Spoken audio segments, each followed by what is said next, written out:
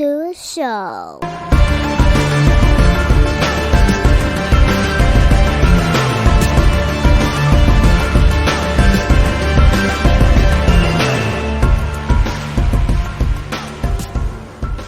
See, now we're doing it. We're doing it. Go. Let's start. No, it's that like I don't know, like because since we got new neighbors, I can hear shit like movement and everything. So what ends up happening is the house makes noises. It's them making noise, but I always feel like okay, there's something out there.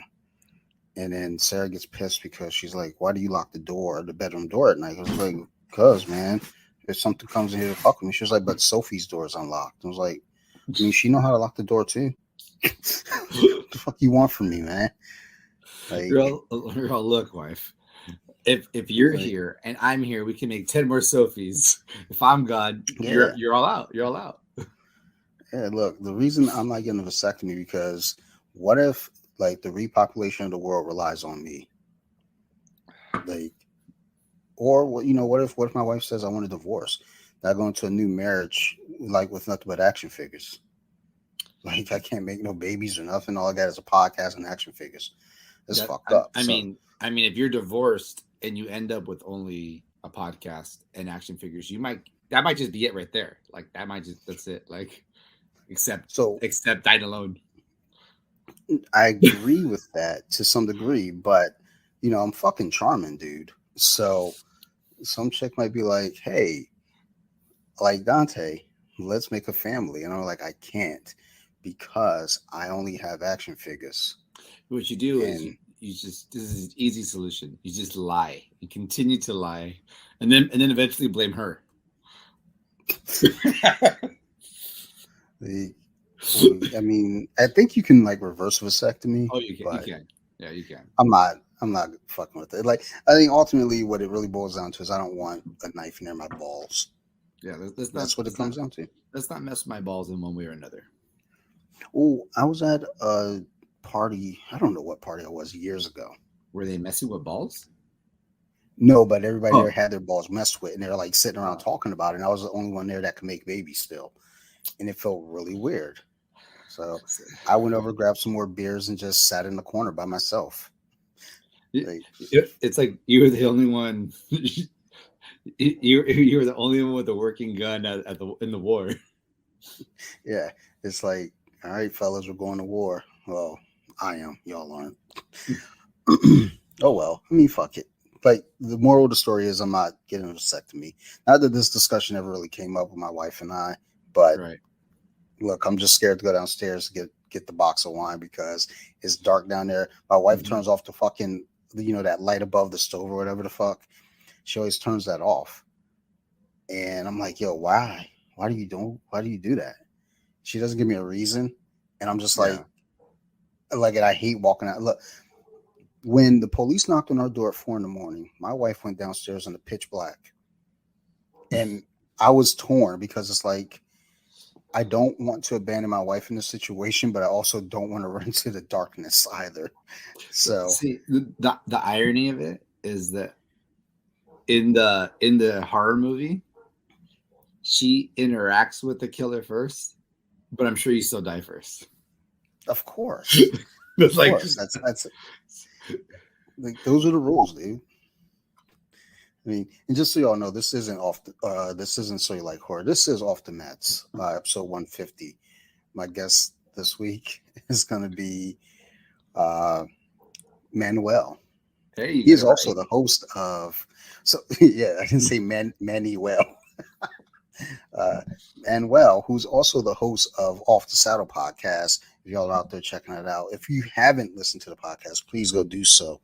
It's about cycling and cyclists and the people who ride their bikes to get in my way when I'm trying to get to work on time, and then they make me about 3 minutes late, and I get questioned about it. So he does a podcast about that. Yeah, and that's actually all we talk about: how to make people late like that. I fucking knew it. Just sit there before you get on your bikes and say, okay, now if we kind of ride like in a formation, like a V formation, we could really fuck some people's days up. Everybody, yeah. But what's going on, man? How you feeling? Oh, I'm feeling good. I actually have 2 weeks off coming up from work after Friday. So we're recording today on Wednesday. So I got 2 more days to go, and then I'm off for 2 weeks. So Nice. I'm really stoked about that. And then after those 2 weeks off, on April 1st, I have a tough mutter that I should have been training for, but I would say I didn't do much at all for. I completely lied to myself and didn't do well in my preparation. No, you were making it more of a challenge for yourself because you want to prove that you're better than everyone else. I mean, So that's ultimately my I'm goal every proud of day. Yeah, I won't lie. Like, I really did want to get on a program and start working out. Like, that was the goal. That really was the goal. But I think my brother-in-law said it best. He's like, "That's okay. So now instead of working out so that you do great at this is going to be the catalyst that starts you working out, and you got to continue it from now on." And I'm like, you you. know what? I like how that sounds. I don't know if that's going to be true or not, but I'm going to go with it until I prove that wrong. I mean, maybe you're a better human than I am, but I'm gonna let you know how it worked for me with that 5K. It's not going to like when I ran the 5K with my goddaughter. My objective was to beat her. I didn't care about anything else. I think I finished 102nd, and she like we were running up a hill at the end, and she was ahead of me, and Oh I no! mustered up all the gas and just took off full sprint up that hill, got past her, and knocked her to 103. Um, and after that, I was like, dude, I really need to work on my cardio. Like, I was lifting. I played basketball, football still at that time, so I was in decent shape, but I wasn't in runner shape. Right. And I was like, yeah, I'm gonna start running a lot more. No, I didn't. No, not at all. As a matter of fact, I ran far less after that, and then I started doing jujitsu and Any said, "Fuck desire to this." run died on that hill. Exactly. And my goddaughter was mad at me the entire ride home.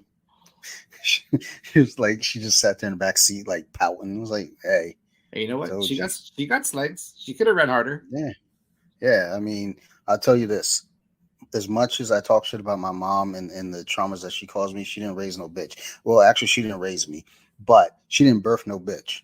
There you Like, she go. didn't birth a loser here. Now, my goddaughter, on the other hand, I'm not calling her a loser, but you know, But she lost that I day. mean, I won. So call it what you want. Um, but Oh yeah, yeah. So this reminds me. Oh, go ahead. Go ahead. no, no, I was just stammering. I don't even know what I was about to say. Go ahead. I have a similar story that I want to share. That is, um, I think it was like the third episode I did was, or second was with my nephew Andrew on Off the Saddle podcast, and we talked about a lot of stuff, but I think we forgot to talk about one of my favorite things that maybe it was just too young to realize it. I look back like, no, that was a great life lesson for you. And he laughs about it, but it wasn't cool for a long time. So basically, he used to skateboard. I taught him how to skateboard, and he skateboarded. I was skateboarding, and obviously I was probably 10 years older than him, so I had a lot of years on him. And by the time he was learning how to skate when he was 5 6, I was already like I think 10 or 15, so I had been skating for a long time. So in skating there's a game just like in basketball called horse, but they call it skate. So basically I do a trick, you do the trick. I do a trick, you do a trick. I mess up, now it's your turn, right? We played skate, which is basically like horse. We played skate for like 20 years before he beat me. He didn't beat me till he was like 20. Like As it should every be. game, every single game, I didn't do the I'll let you win. I was just nope, you're gonna lose. Nope, you're not gonna win. But I'll say So, this. When he beat me, and he did eventually, when he beat me, it was probably the greatest moment ever for him, and so deserved, and so much behind it.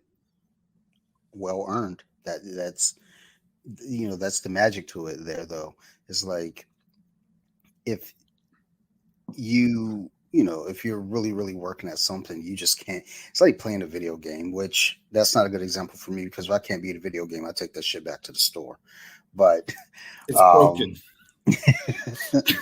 I exchanged it for something else. I'm like, man, fuck this game. Give me So something else. This no game is Elden. Oh, was trash. it Elden Ring? Elden Ring? What was that? What's that Yeah, game called? like fuck, like No, is it Elder Scroll? is that what it is? I don't know what it is. I don't I fucking know. I I don't don't. play it. I I took don't. it back. But no, like that's a good lesson though, because it gives them something to work towards. It's like I'm sure like all those years he's like, look, I'm gonna beat him one of these fucking days, and that's all he was working towards. Once he did it, that shit was deserved and earned. I mean, on the other hand, I let my daughter beat me on this one game on Mario Party, and she was 2 when I was letting her beat me. Now the thing is, she's 7 now. She might have been 3, but either way, she's 6. She's not 7 yet. She'll be 7 soon. She's 6 now, and whenever that game comes up on the challenges, I am trying my hardest. I cannot beat that little girl at this one game.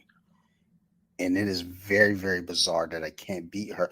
And like, there's something to it though, because it's like, you don't want to let kids win. You want to like make them earn it. Yeah. But I let her win early on because I was like, okay, she was like, she's 3. She's like not throwing a tantrum, but you can see, like, I don't want to play anymore. Like, no, no, no, come on, keep playing. You got to keep trying. So then I let her win. I let her win like the first several times at it. But then as we started getting older, I was like, okay, now I'm done letting you win. I'm gonna beat you at this every time, and I cannot Right. beat her. My wife cannot beat her. This is her game now. So sometimes that shit builds that confidence too. It's like, oh, you let them That's win now. true. But I think it's a rare case. I think you still got to whip a kid's ass and make them earn that win. Well, I think what you're touching on actually, because I was a AYSO coach for a good little while for my kids, and I think it's important to build confidence. And yes, that was a way that you were able to do it, and it totally worked for you. It seems like she has the confidence in it now, and now she's winning, so she can build off of that. But it's also dependent on just building that confidence, and you can build that confidence like in practice or something like that. It doesn't have to be letting them win, but just as long as you're not just smashing on people and saying you suck, right? Like you you want to like encourage growth while you're being real and not letting them win. Like, man, that was a good kick, or man, oh dude, this time you've landed so many tricks. Pretty soon I'm not going to be able to beat you like this because you're coming up. Like things like that. Like so they're like you kind of keep the hook in front of them, so like they're like kind of or was it the carrot, the donkey and the carrot, like you keep it Yeah, there yeah. so they keep chasing it. Like if they see victory is like light years away, you're going to return the game. So Well, like we did play Street Fighter once. She was begging to play Street Fighter, so we played Street Fighter. mm-hmm. Now we already knew how this was gonna go. She ain't beating me at Street Fighter. I'm not even letting her beat me at Street. I'm not even giving her a chance. So I did want, like Street Fighter is like 2 out of 3. So I demolished her the first round. I want to say this was like last summer. So she had just turned 6. I demolished her in that first round. Now the second round, I'm beating the piss out of her too. And I was like, you know what? Let me go ahead and let her get a round in. So all I had to do was sneeze on her, and like she would have been out of the fight. So I Right. let her, get all her hits in. She beats me. Then she started talking shit, and Papa Bear don't like that. She No. started talking shit. So I looked at her. I was like, okay, all right, I see you, and smashed like just perfect, flawless victory. Just fucking destroyed her. It was And like then we went perfect. like, yeah, it was like perfect. Chung Li, jumping up and down in the crowd cheering. Mm-hmm. And then we played another round, destroyed her, no hits, perfect again. Played another, perfect. But I think I beat her. She didn't get a single hit in on me on the next like 5 matches or whatever. Ouch, ouch. And at that point, she was like, I don't want to play anymore. I was like, Yeah. yeah, but then I did explain to her, there's a lesson here. Don't worry, I'm not a monster. I explained to her, like, look, Right. you got to learn to be a good winner too. See all Mm-hmm. those times that I beat you with an inch of your life? I didn't gloat once. I Just just let business it be as what it usual. was. It was Yeah, just like business as usual. this is life as you know it. So keep it that way. Now, when you win, be a good winner. But when you lose, also be a good loser. She's like, Mm-hmm. okay. She still hasn't beaten me. And I mean, that goes to the opposite side now where I beat her so bad. I don't think she thinks that she could play Street Fighter now. So, oh well, she knows her limits. My kids have a distorted reality to how good I am at stuff. They think I'm much better than I really am. And to be fair, it's not that I'm lying about anything. It's just that I honestly I don't know if it's just dumb luck or confidence manifested into with pressure of and being in front of your kid and you just do well at something.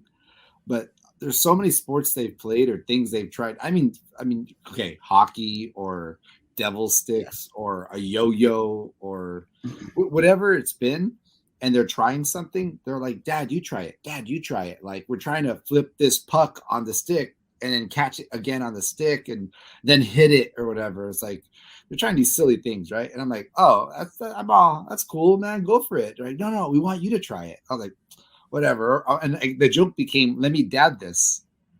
And all these dumb, random, like little things, I end up saying, I'm going to dad this. And then I do it. And it Yeah. escalates like this fake myth of me that I'm good at sports. And I'm like, like I've told them, like, I'm going to tell you the truth, guys. I was never that good at sports growing up. I was okay. There was a couple sports I was good at, but I wasn't that good at everything. That's why I don't let my daughter see me do jujitsu now. I want her to have this image in her mind that I'm good at jujitsu. Then when she sees it's like, oh my God, this guy sucks. He will never be able to defend us.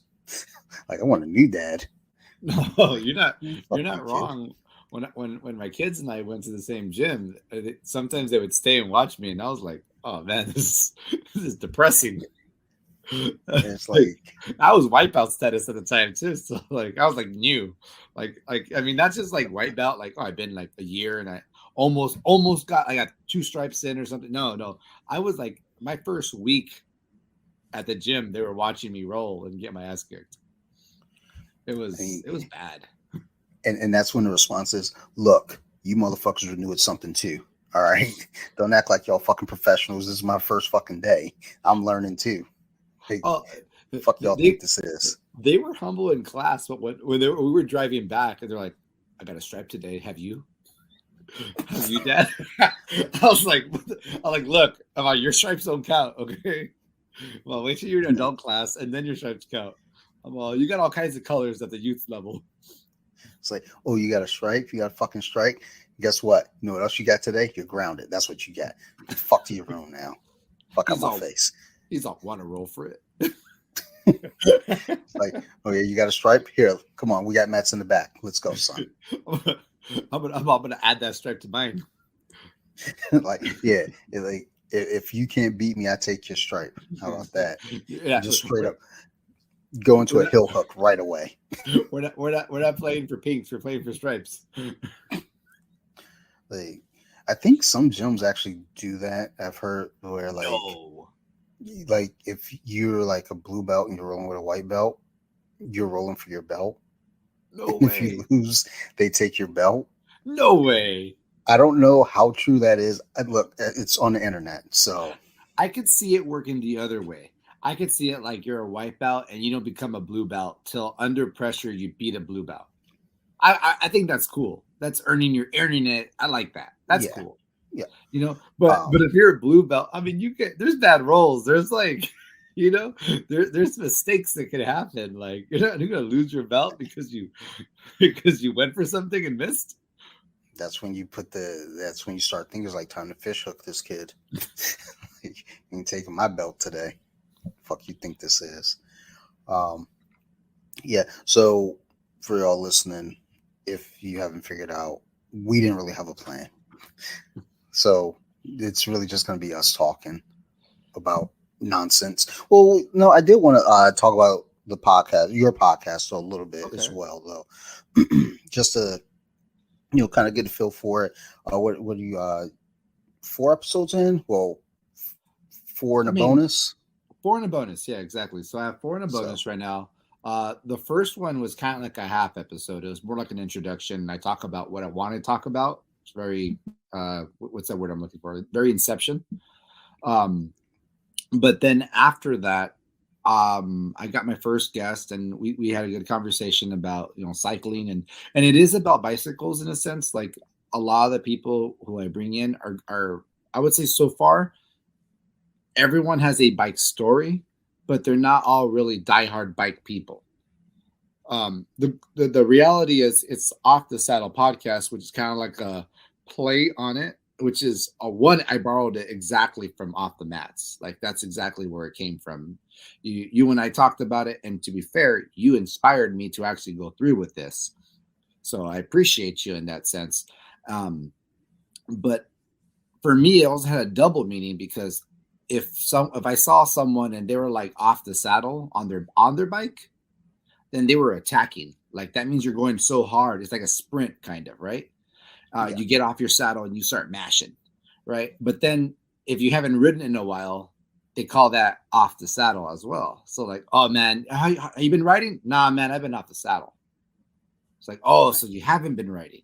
Oh, that sucks, dude. What happened? Or whatever, right? So I wanted to call it off the saddle because I think most cyclists, the majority of them, ride and then don't ride. Like it's not like every single day I'm die hard. I never miss a day. We all go through those like bumps in our cycling life where you just don't ride the way you were riding, or you lose a little bit of momentum. And I wanted to kind of fill the gap of that. Like one, tell stories to inspire people to want to ride more, and then two, also just talk about what happens when you're not riding, because life happens all the time. No one's so well. No, there are people that are like one mind and that's all they do, but the majority of us, there's more than just cycling in our lives, or more than just jujitsu in our lives, or more than any one thing really. So I wanted to kind of bridge the gap, and there is some hate, and you kind of brought it up, like, why are you in my way, this and this, and it's fun to joke about it, but that is a real thing, like these two sides of like the traffic people and the cyclist community can't agree on who's at fault here. When ultimately, like, it's look, don't be a dick. If you're on your bike, move over, let them go by. You don't own the road. Like, there's no need for that. Then at the same Well, time, if you see me on the road and I moved over a little bit, there might be something going to fuck me up on that side. There's like grates that my wheels can get stuck in, and I don't want to go smash my teeth. So if I have to move over, just give me 5 seconds. It's not going to ruin your day, I promise. So there's a middle ground, and we're humans, and I think the podcast was designed to show people who aren't cyclists that we're all just humans doing shit, normal shit. yeah, that's one of the things that me listening to the podcast, I take from it is that there's more to the story than just the guys riding the bike, and we know that people aren't just the one thing that we see them as. There's a life to it, but listening, I want to say your first episode with a guest. Actually, no, even your intro episodes. That as I'm listening, I was like, damn, dude, like I don't want to pick up a new hobby, but they're telling this in a way that makes you it got interest for me. I was like, oh, okay, Very cool. but then I started thinking, was like, look, man, like, Instagram ain't paying like that. I can't just go out, pick up a new hobby, buying a bike and gear and shit. Like I can barely afford jiu-jitsu stuff. But no, I mean, your podcast does have that feel to it. It has this flow where you can just, like, I'll put it on while I'm at work, walking the property and whatnot, or even now when I'm on the elliptical. You know, you can get lost in the flow. It doesn't feel like a task listening to it. It feels like you're there. Like when we talk, there are times like when we did So You Like Horror episode, like I forget that we were talking about fucking movies from the 1930s, but Right. it was such a flow. So you do have that gift of just kind of gift the Aw, gap. thank you. You roll Thank with you. it, and people we hear it, and we're like, oh, okay, cool. I'm engaged. So thank you for, doing that. And, really for me, you know, opening my eyes to the cycling world.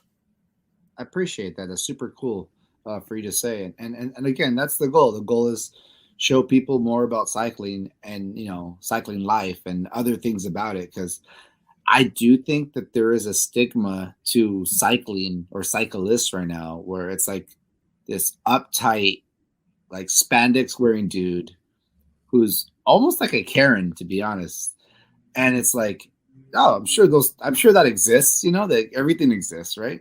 I'm sure that exists, but there's also just random dudes who just go out there, ride and have a good time and just live their life, and there's more to it than that, and it's actually a super fun thing to do, even if it's not your life. It's a fun thing. Riding a bike is a fun thing to do, and it says, I mean, I think when you tie it to a core memory, like remember, just remember being a kid and riding your bike. Like when you could finally ride your bike, that freedom, it changed things for every kid who rode a bike. Every kid who rode a bike understood that once they could ride a bike, the park was not too far. I could go here now. I had this freedom now. But I think that's what ties it. Like that freedom is what ties like the culture. Because ultimately, sure, racing's cool, and I did it myself. But at the same time, like I don't do it for that now. Like I ride my bike just for the beauty and the freedom and the challenge of it all. Which is funny because when I did jujitsu, it was the same thing. There's a freedom in putting yourself in the shittiest possible position and trying to survive. Because if you can deal with that level of pressure and anxiety, the rest of the world seems a lot easier. No, absolutely. And that's always kind of what I take to the mats with me is all the shit that may happen at work, all the shit that may happen on the road. I mean, it means nothing. It's nothing compared to having, you know, a brown belt, a much Mm. smaller brown belt on your back, like a backpack, and you have no idea how to get them away from you. Like no matter what, you can run, and they just won't go away. It's There's like, spider look, monkey on you. I've got bigger problems in my life. It's this fucking brown belt on my back, and they won't leave me the fuck alone. So that guy that cut me off in traffic, he can go to hell. It's like he's gonna make it to wherever he needs to go. I gotta go get beat up by a brown belt real quick. I gotta figure out how not to get beat up by that brown belt. So I Right. mean, there's challenges that come in these things that we do, and that's part of what I think makes people tick is having a challenge and growing in that challenge, and having that task and just saying, look, I started here and now I'm at this point, just being able to feel proud of where you started versus where you've made it to. No, definitely, definitely. And I think you touched on something there where like I would say not every sport has that kind of like that piece of the puzzle where it's actually the suffering that you identify with that makes everything easier afterwards. Like if you play baseball, if you're dope and you hit the ball every time, you don't really feel the suffering. You might get pissed if you strike out, but you're like, oh, the hell with that. Or I had a bad at bat, like, and let's be real. If you bat 500, which means you missed half of them, you're doing great. Like, so like it's not like the same kind of pressure is not there. I'm not saying that there's no pressure in baseball. Don't get me wrong, a pitcher and this other situations, but I'm just saying like even your best bike ride, you're under a constant pressure of failure, of exhaustion, of everything hurting constantly, being pushed to your limit. And at the same time, there's a beauty in the fact that you're not quitting. And when you roll for 5 minutes, on the mat, I found that it's the same kind of people, and I've also felt that kinship with runners, people who run marathons and stuff like that. There's a few sports out there where there's this, it's all kind of bonded by suffering. If your sport involves a lot of misery that you overcome just to do the sport, then I think you have that kinship with those kinds of people. And cycling and jujitsu, and I would say running, especially marathon style, Oh it's yeah. there. There's something special about that. I think about when being a kid playing football, before I really knew that, I was bigger than everyone else and faster. I was just this kid that didn't understand that there was more to the game. So, using that baseball comparison where you're like, if you out there and you're just a beast at it, you're hitting every ball thrown your way, you don't really understand the suffering. That was kind of my issue with football. Right. At one point, it was just like, you know, I'm just running faster than everyone. I'm bigger than everyone. I'm just, I didn't understand the suffering. I enjoyed playing the game, but I didn't enjoy playing the game, for the lessons that it taught me. I enjoyed playing the game because it made me look good. You were dope at it. You were just dope at it, you know? Yeah. And if you're super dope at cycling, or if you're super dope at jujitsu, if you're just this natural talent, like, whoa, this guy's a natural, he's amazing from day one. And you see those random people who come in and they just get it, right? Mm-hmm. It still sucks. Like, it still sucks. You're still suffering, even if you always win. Let's say you haven't lost ever as a white belt, which, I mean, it's not going to happen, right? But let's say for whatever reason, your first 5 rolls, you won every single match. The odds are it was still difficult during that time. You're suffering. Wrestling is another example. It's another sport of suffering, right? Where even if you're winning, it's still suffering because everything sucks about it. And I think it's like this, like cyclists have a saying about climbing mountains. Like, I love climbing mountains after I'm done climbing them. Which is like, during it sucks. During it, it's miserable, And you might have these moments of bliss while you're in there, but it's a miserable feeling. Your legs are screaming at you, like your breath sucks, your lungs hurt, like everything sucks if you're going up a mountain hard. And then there's like 6,000 feet to climb, so it's like fucking forever. You're literally climbing for like 3-4 hours, so that sucks. Yeah. But even if you're super fit, it sucks. Like, a famous quote from a cyclist is, "It never gets easier. You just go faster." And that's beautiful, because I think when I did jujitsu, I had that mentality where, like, this is never going to get easier. I'm just going to get better at it. Yeah. Well, like, even with jiu-jitsu, it's like you can come in and be a natural talent right out the gate, just blowing through everyone as a white belt. But what you'll run into is, as you're a natural talent and you're doing all these great things on the mat, it's like there's still another level to it. There's a level change, because then you start going against the upper belt. You start going against the blue belts. You're going to run into some static there. Let's say, you've got something for the blue belts. Let's say you come in as a wrestler. There's going to be, some learning processes to it, because, if you've got let's say a 3 or 4 stripe white belt, that can really, get to your back and take control. All right. Yeah, you'll figure that out quick, though. And once you start getting to the blue belt, then they start fucking around, with different things too. Then you start going to the leg locks. And then let's say you've got an answer for that. Okay, then go play with the purple belts. It's like, you can be a natural talent. You're going to still have those challenges. That's not to say that even, once you get up to those upper belts, you're not going to get better. You're definitely going to get better, Right.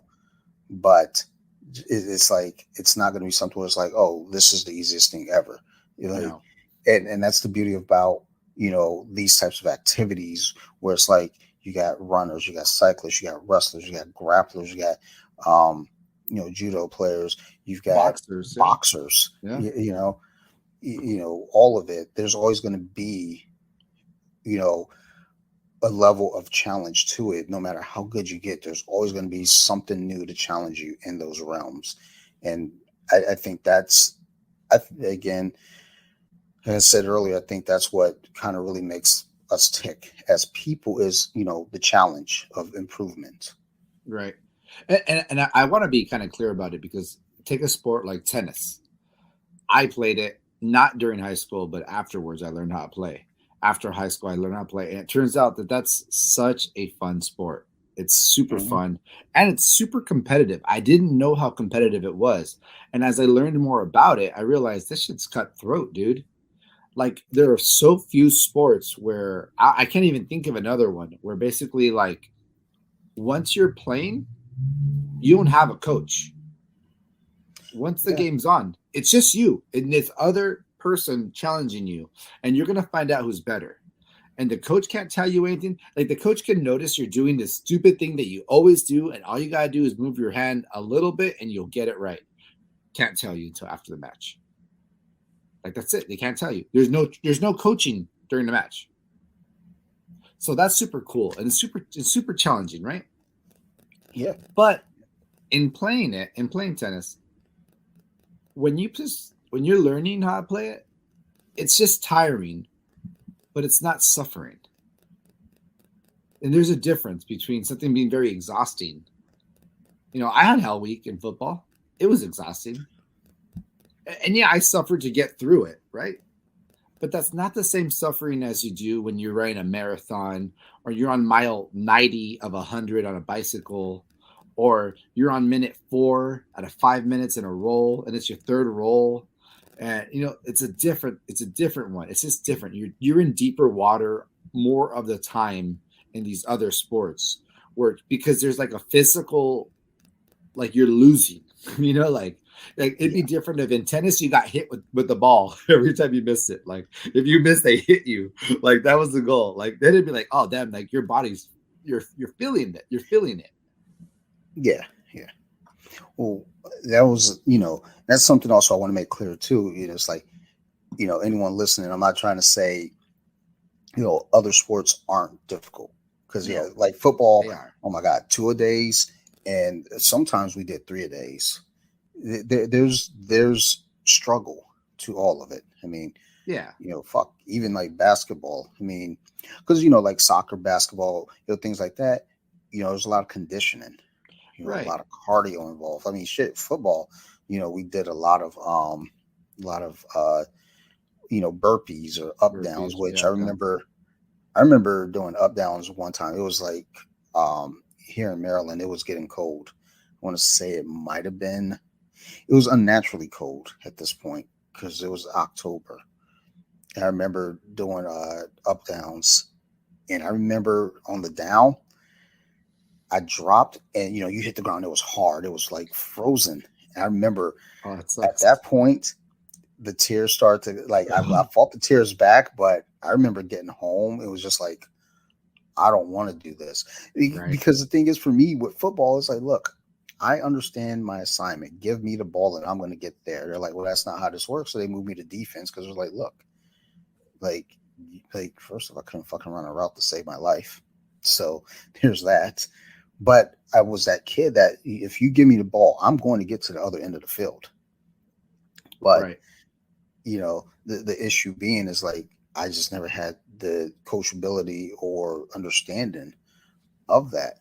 I just knew like, oh, okay, well, I'm faster, I'm stronger, I can do these Right. things, and there was never that challenge. Now, if you're really, you know, being coached through this stuff, your coaches, they're not putting you through these things to punish you. You know, they are trying to condition you because when you're actually out on the field playing, you're going to be in some fucked up situations. You're Right. going to be exhausted. You're going to be, just fucking burnt out. So that's kind of the point. But, contrastly, you know, you're doing jujitsu, you're wrestling, you're always Oh. like, you're always fighting because that's exactly what it is. It's a fight. Right. You're on the mats, just battling for your position on the team, battling for county championship, state championship, national championship, Olympics, whatever it may be. You're fighting, and not everyone's built for that. Yeah, you and and know and, I, and I think it's fair to say like you played football, and I played football, and I played baseball, and I played soccer, and I played these other sports that I'm talking about, and skateboarding. Skateboarding's super super hard, and it's painful because every mistake costs you skin, or a Mhm. bruise or something. So that's really hard too. And if you've been skating all day, you're dead. You're like drenched in sweat. You're dead, but that's not the same as these other sports I mentioned, like the running or the boxing or the jiu-jitsu or the cycling. It's not the same. And as someone who's done both, I feel fair. I think it's fair to say there is a difference. There's a difference in I guess the price of admission, because Yeah. a lot of those other sports, there are plenty of moments within the sport itself, not just the training, but the sport itself that are okay, not that bad, I guess I'd say. There's a lot of not that bad moments, and it's like in cycling, you might be able to say like, oh, but when you go down a hill, you're basically relaxing, and to which I'd say yes and no. Going down the hill is a lot of times more tiring than going up the hill because you have muscles that are exhausted from the uphill, or even if they're fresh, then they're not warmed up, right? And you got to hold the position and hold the bike into a position where you're not going to slide off the road, or you're holding your brakes and you're tired the whole time, you're tense. And like I thought it is like within cycling world, right? I thought, oh, I'm gonna go. I went to New Jersey to do a downhill mountain bike park. I don't even know what mountain it was, right? But it was some mountain, and it was like off season, so it was all no snow, a little bit of rain, but it wasn't bad. And basically, you take the chairlifts up to the top, and then all you gotta do is ride down it. You would imagine that's ideal, right? Like I'm gonna ride. Fuck yeah. Like all I gotta do is sit on this bike and go down that hill. That's gonna be easy.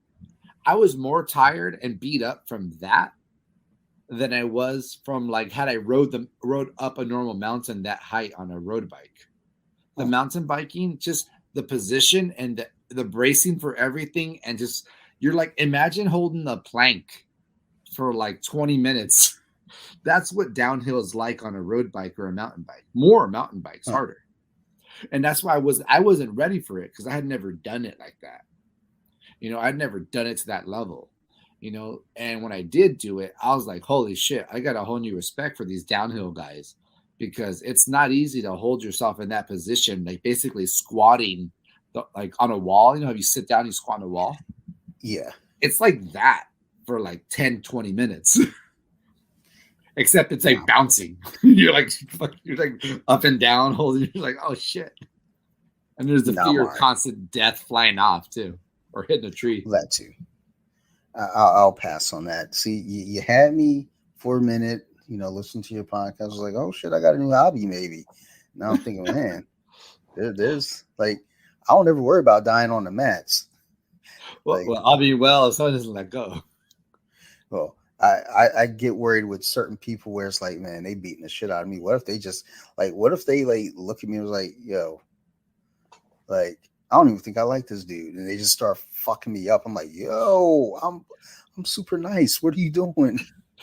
Like I help old ladies cross streets.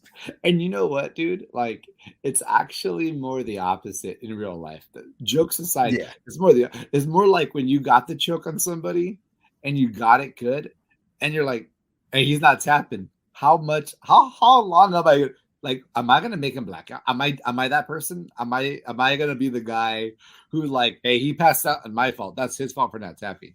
Like, yes, it is his fault, but it also means you were willing to hold on to that choke until he was like lifeless. There's a TV show that my wife and I watched last week on Showtime because, sometimes we like to watch TV shows like The Last of Us, Your Honor, all right, shit like that. So we just finished up Your Honor the week before, or no, Your Honor ends this coming week, and then The Last of Us just ended. So we're sitting there. I was like, well, fuck, I want to watch this Yellow Jacket show.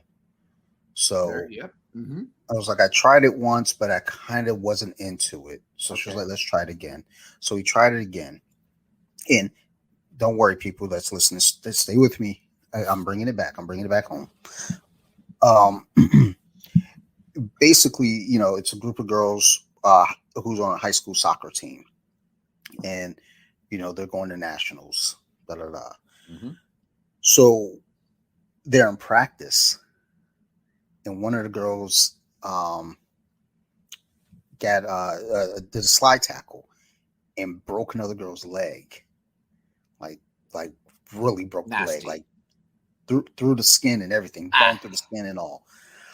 And as I looked at my wife, I paused it, and I was like, "Yo, we talking about practice, yo, Exactly. like Exactly. practice." Yes, And it's like, exactly.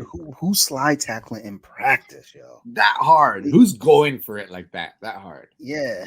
So, and that's what I think about in jiu-jitsu. Yes, you have your competition classes where you're really getting after it, but even still, you're not. If you got a good choke, you're for the most part you can tell. This is most like with a rear naked, choke. You can kind of really feel if somebody, if you should keep going or let go. Um, but no one's trying to hurt anyone, Yeah. you know, but you are trying to push yourself to the limits as Well, far as you can. I was when I was a white belt. I'm still a white belt, but I was a white belt then, and I still am. And I was rolling with the blue belt, and I got all like super excited because they had just taught me a choke that I really felt was like it was a good choke for me and my abilities with my tiny ass arms. I'm a T Rex. You want to know why I'm good at cycling? I'm a T Rex. I have big thighs, big legs, big butt. And when I was younger, skinny on top. I have T Rex length arms. You know, um, I'm glad baggy jeans are back in style because when tight jeans were in style, my hands didn't go into my pockets. I could only get my fingertips in my pockets because they were low rise. I just couldn't reach. Like it just wasn't gonna happen. And then when That sagging I got just cool. Oh, I just like, started buying pants again, and that because baggy pants are back in. So I'm like, yeah. yes, I'm back. But yeah, um, oh shit. Sorry, that's me. Oh, it's both of Oh us. yeah, yeah. I'm not sure what the fuck just happened with the internet, but well, I know what's going on with the internet. I think I need to get another router Another one? again. Oh So man. what I'm going to try to do, because Sarah doesn't want to rent one from the company we're using because it's $10 a month. After a year, you didn't already bought a 120. new router. Yeah. So I'm going to find out what router they use, and then I'm just going to buy that one, Okay. and it Don't should don't hopefully fix. nah, don't even do that. Just find out what router is compatible rather, and then buy a doper one. Because the reality is, you can keep a good router for a year and a half, 2 years.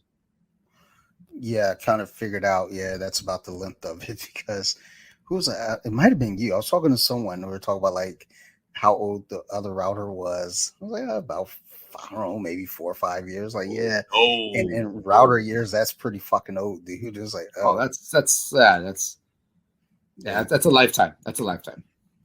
it's funny just like not really thinking in modern terms of technology. It's like, oh, wait a minute, like things don't last as long as they used to. But also, we didn't have the technology that we have now back then.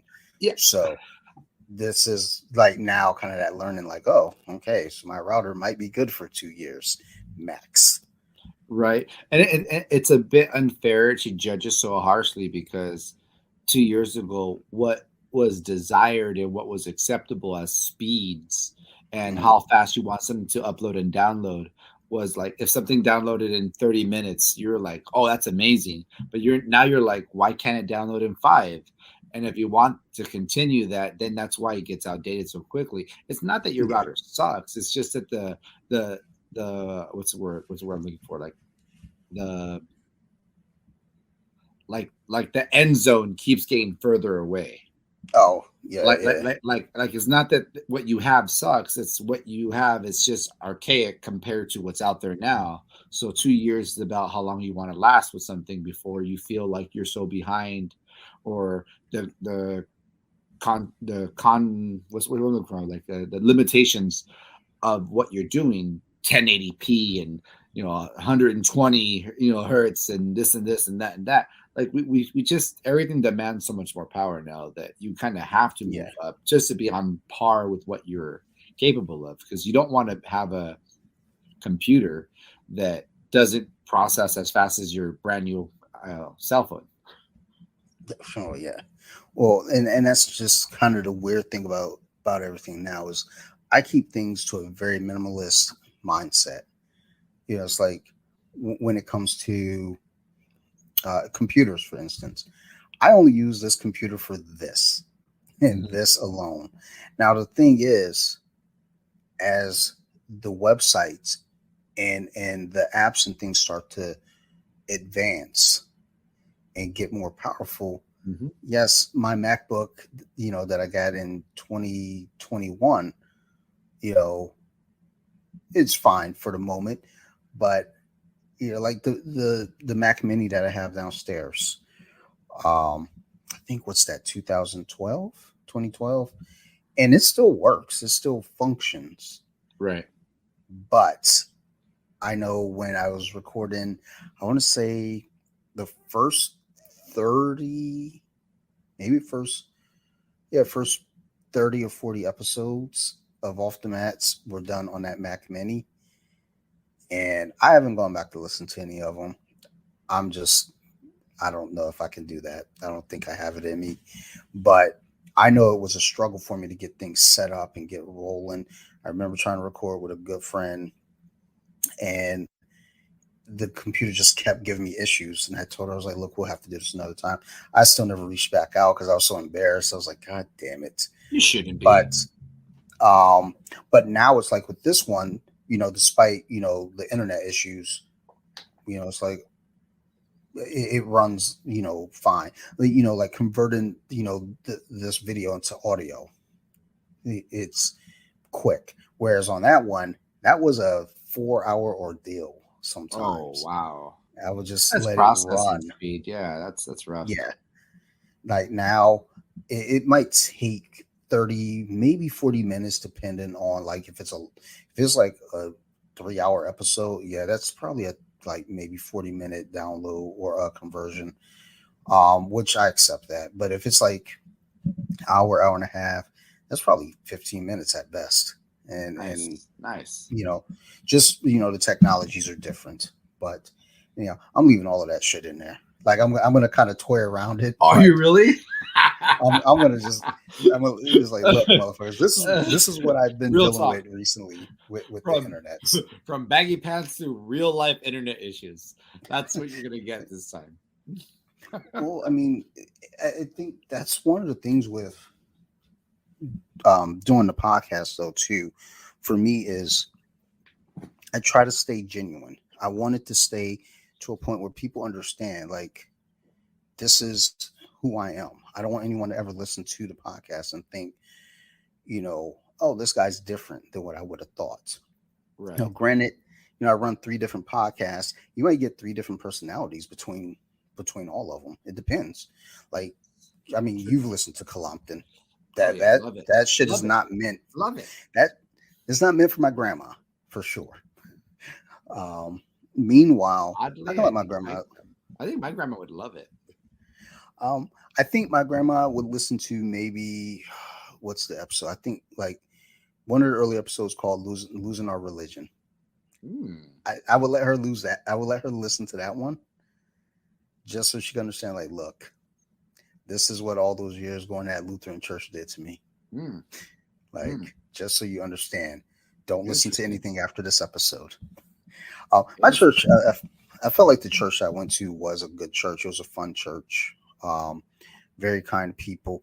It's just religion isn't my cup of tea.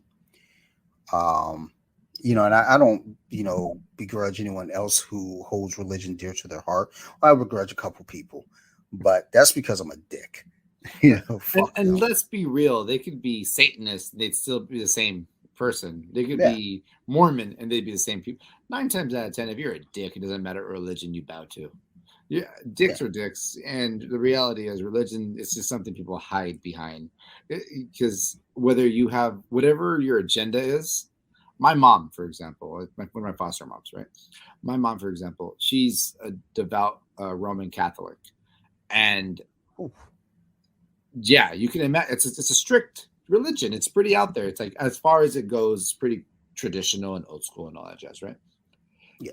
She, but she's learned to have acceptance and find a way to accept things that are not within her religion, but she just has an understanding of good people and not good people, and ultimately she lives her life and she guides her children, which was me for like a couple of years, and she has her own child, and he's awesome. He's a cool guy.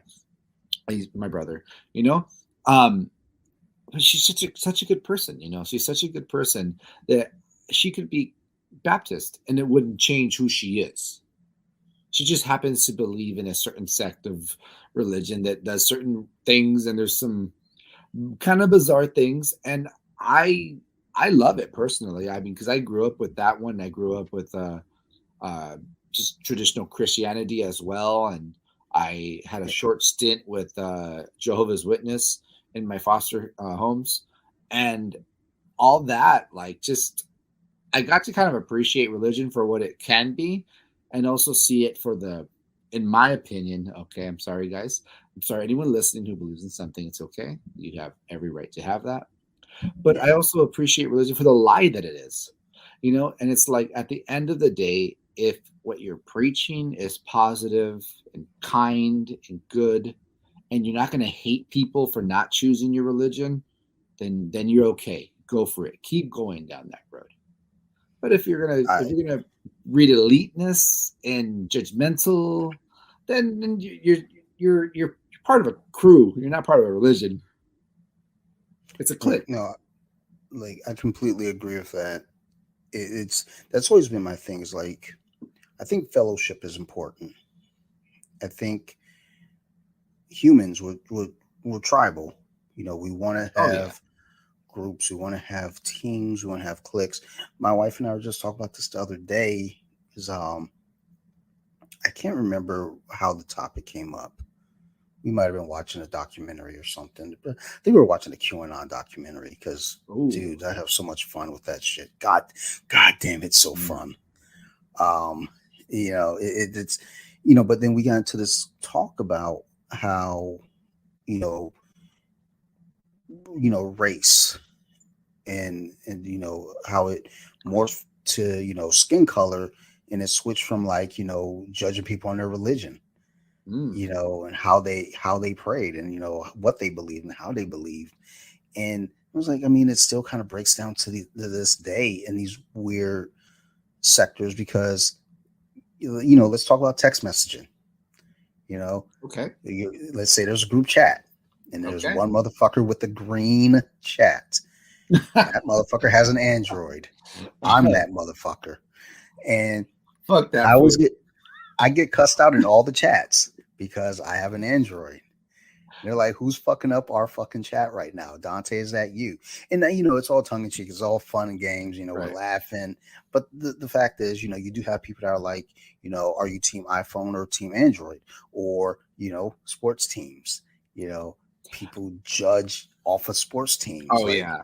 It's you know, it's beyond and, me. It's like we both love football, but the fact that your loser team, the Detroit Lions, and my loser team, the Raiders, and I say that because literally neither team is going to win or has won in a while and will not win in the next couple of years. Hopefully they yeah, will. I'm really hopeful that Jim does something amazing, but whatever. I have my doubts, but nonetheless, like these are not amazing teams. We're not talking about dynasty teams of the last decade, but we're still going to be elitists, even oh though yeah, our like that makes no sense. We both love the same sport. Both of our teams are lucky when they go, a decent 500 record. Like we're like, but somehow we're going to be elitist to each other and talk shit about each other. That makes no sense to me. It's like, look, we both love football. We both love sport. Obviously, we have our own team, but really, they're doing the same shit. Like, come on, yeah. why not just love football? Like, what's wrong with that? Well, and that's the thing. It's like we break down into these little groups, and let's say in a weirdly perfect world, all right, we all love football equally, and no Right? one hates the other one's team. But then we'll Awesome. hate people. We'll hate people who like basketball.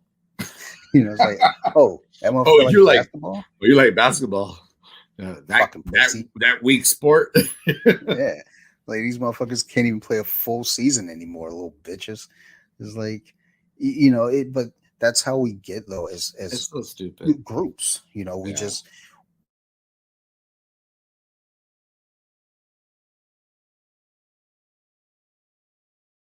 we pick team and sports teams, I think are the hardest ones though to kind of change. It's like, you get like me again. I grew up a Lions fan, a Pistons fan, Red Wings fan, Hmm. Tigers Hmm. fan. That's not going to change anytime soon. So sports, being a fan of a sports team is a little tougher with the change up, but then sometimes you might fall out of the sport. I know at one point I kind of disconnected from, team sports for a minute because it, in even now when I look at, so I mean, we're in the fantasy football league together this year. Hmm. Um, and I think fantasy football does something to you when it comes to team sports because as a Lions fan, traditionally I'll pick a lot of Green Bay Packers and Minnesota Vikings and Chicago Bears just because I know they got to play the Lions twice a year, Right. and I know those are going to be big games for me. But that fantasy football kind of does something to you a little bit where you can kind of spread out your favoritism for something, but ultimately, for me at least, it became this thing of like, I'm not gonna let Detroit sucking at sports ruin my day. Hmm. I have a friend who's a Ravens fan, and he takes it to heart. Right. Um, like, oh, actually, you haven't listened to the most recent Colompton episode, I have not. You know why? I can but tell you why. So I've actually, I work for advertising company called Fox Dealer, and they were like, "Hey, you know what, guys? You guys are doing a great job. You can take the next week off and work from home. Like you don't gotta drive here." So that's huge for me because I work round trip commute of 100 miles. So every good time I go to lord, work, I drive 100 miles there and back. So him, like my boss saying like, by the way, you guys are doing great. You guys can work from home all week next week, which is this week for me. It saved me hundreds of miles of driving and nice. literally more than 2 hours a day of my day. So to say that I'm not appreciative is like that's understatement of the year. So, but For that's sure. why. But that's also why I haven't heard Compton because normally I put that shit on and then I drive through my 50-mile commute, then I work and Mhm. then I on the way back I finish it like so that's kind of how it goes, like so I haven't heard it this time, but it's it's It'll still be there, trust me, and the audio is much better than the one before. um You know but what though? Like I just put that shit on blast and I still heard it and it was a good episode and I wish the audio was better because it really was a great episode. the thing that pissed me off about is that I saw it so late, and Steve said, "Yeah, I listened to it. You could barely hear me." I was like, it's our life." But on this most recent episode, my friend who really loves the Ravens, Hmm. I screenshot his Facebook post and read it on air. Oh, Um, and it's nothing that's like it, personal or anything. It was more about the whole Lamar contract situation, yeah. and and then there's this thing to it where it's like, who cares? He's basically saying, Lamar, I'm over it. We don't want him anyway. He's selfish, da da da, blase, blase. It's like, look, man, he's putting his body on the line. Of course he wants to fucking get paid. He sees fucking Daniel Jones getting fucking 40 million. Yeah, pay me, son, because Daniel Jones is Daniel Jones. Like that dude, I mean, you're right. Daniel Jones is the most accurate quarterback in the NFL. So yeah, I mean, you're saying something there, but yes. like, yeah, he's great. Actually, Daniel Jones be breaking out for like big runs out of Well, nowhere. again, he's one of the most accurate quarterbacks in the NFL. I'm pretty sure last year he was. His accuracy was what saved him. The running obviously helped a little bit, but between accuracy and that running, it was definitely good. But I mean, I just said it. I said, let's go, Jim. Like I'm not a Jimmy fan. I'm not a Jimmy G fan. I don't think that was the right move for the Raiders. I But agree. kind of like how I feel about our presidents. Like when Trump got into office, that wasn't my first choice. When Obama got into office the second time, that wasn't my first choice. But that's now my president. How stupid are you to wish them to fail when they fail, the freaking United States fails? Like I was like, man, you know what? Like I didn't think Trump was the right guy, but I didn't think Obama's second term was the right guy, but he's our guy, and I want him to prove me wrong. I want nothing but the best, and let's Yeah. go Team USA, because ultimately, not my vote, but still my president. Like I don't care. I don't do that. Not my president shit. Like no. Yeah. That's my guy, and I really hope he does well. I don't care who it is. I vote based on what I believe. And if my vote doesn't Yeah. work, I still want the best because the best benefits me. Like, how could you not want the best? Like, I hope we have a shitty season because we got Jim G instead of who I wanted. Like, Yeah. no, like I still want to have a good season. I want Jim to prove me wrong, have an amazing season, not get hurt. Like I want a great season. I'm a Raider fan, and he's a Raider now, so kudos to him. Like, let's go Jim. Like that's what it is. Yeah. Like, and you have to have that mentality to be healthy. I think when you have the mentality like, how dare he?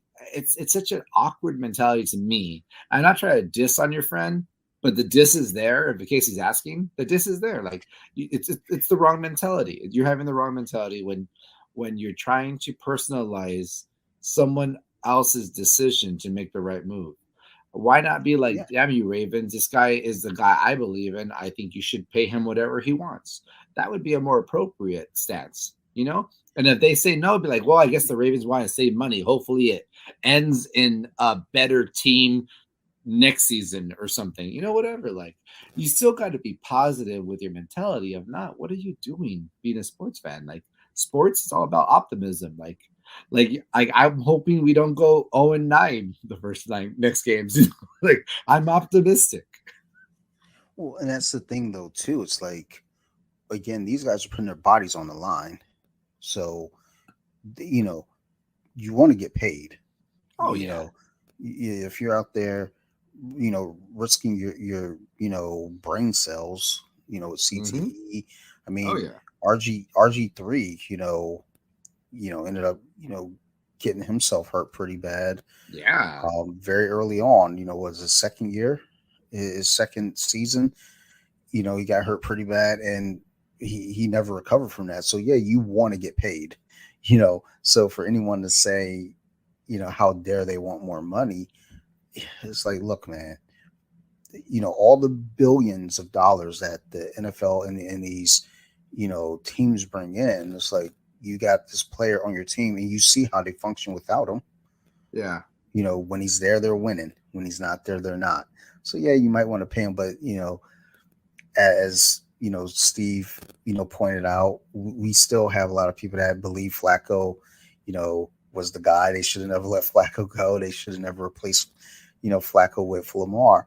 And the thing is, it's like at the end of the day, who cares? You don't own the team. Exactly.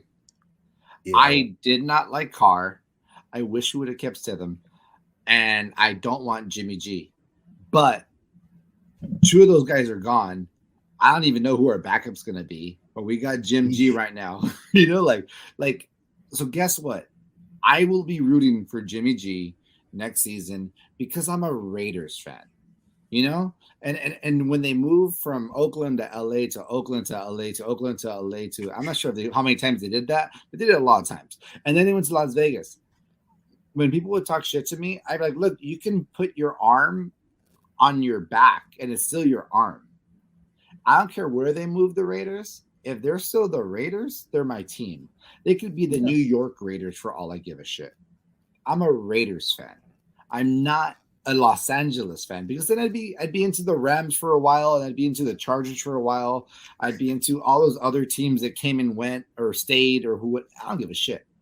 I'm not a fan of them. I'm a fan of the Raiders. That's who I grew up a fan of. I mean, I was born in '84, so it was a big deal as a child, and having gang member parents. It was just installed in me that I was a Raider fan, and guess what? It never left. Oh yeah, that's well. Also, coming up in that era though too, you know, I mean, shit. For a minute, I was a Raiders fan. I I was love a them. Raiders fan. I was a Kings fan because Oh Ice yeah, Cube told me I had to be.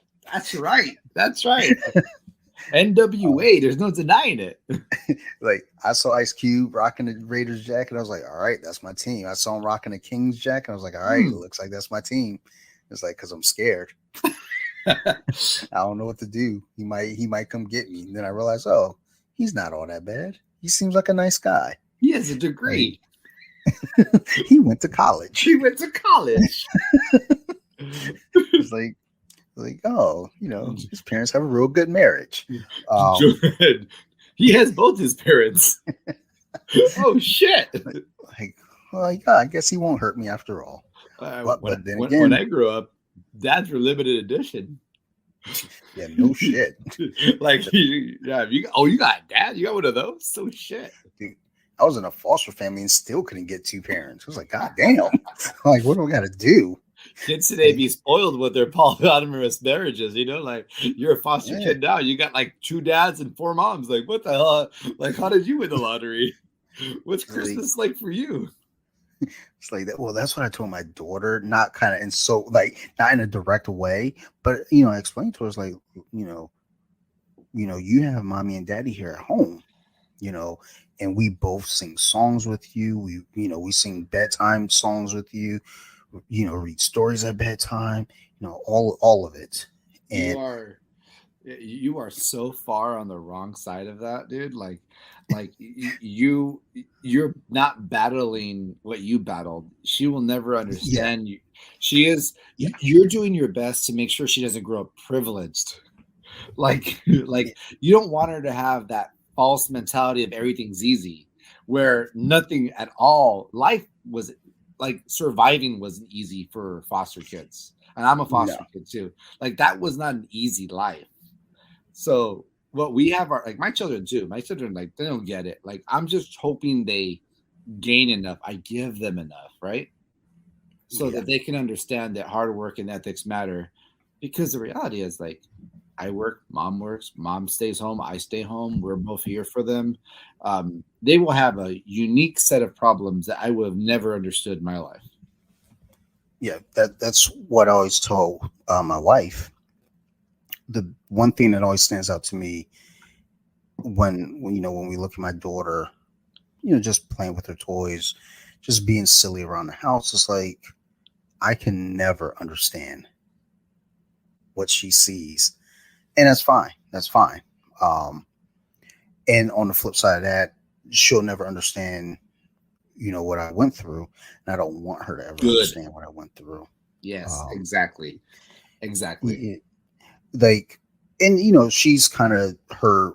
My wife and I talk just about in general, just my childhood not being the best.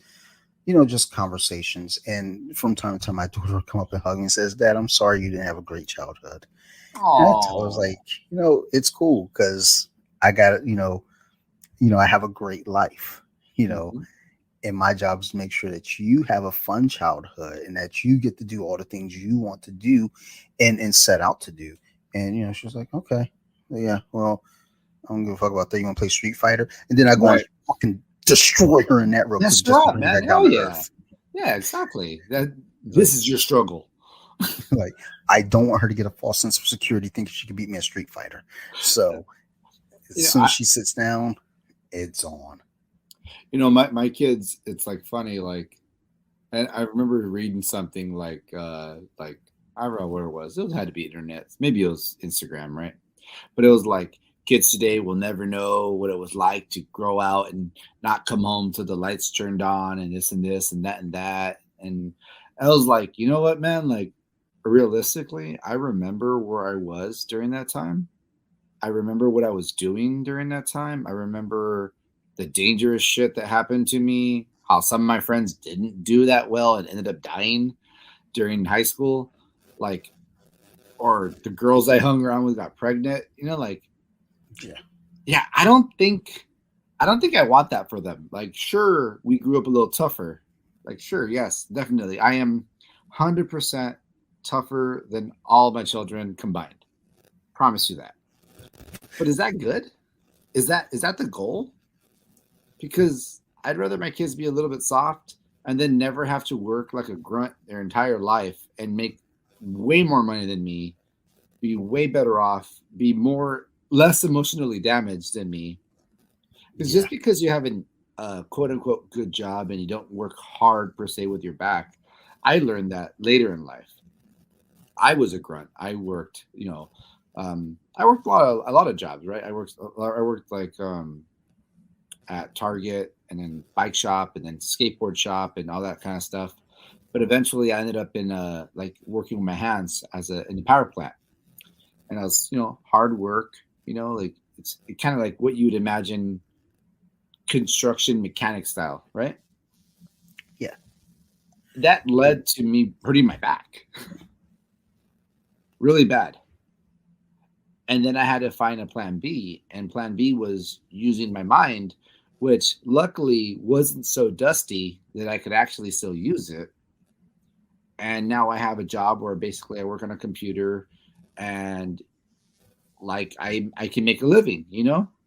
It's not as much as the max I made, but it's way more than the last couple of jobs I was making. So it's good. I'm happy, like I'm happy. And I think if my kids can just use their mind and I could still teach them how to work on the car like I do, how to, I'm in my garage, it's half built, but the half that was built, they helped me build it. They helped me Good. with the drywall, they helped me with the digging, they helped me with all that stuff.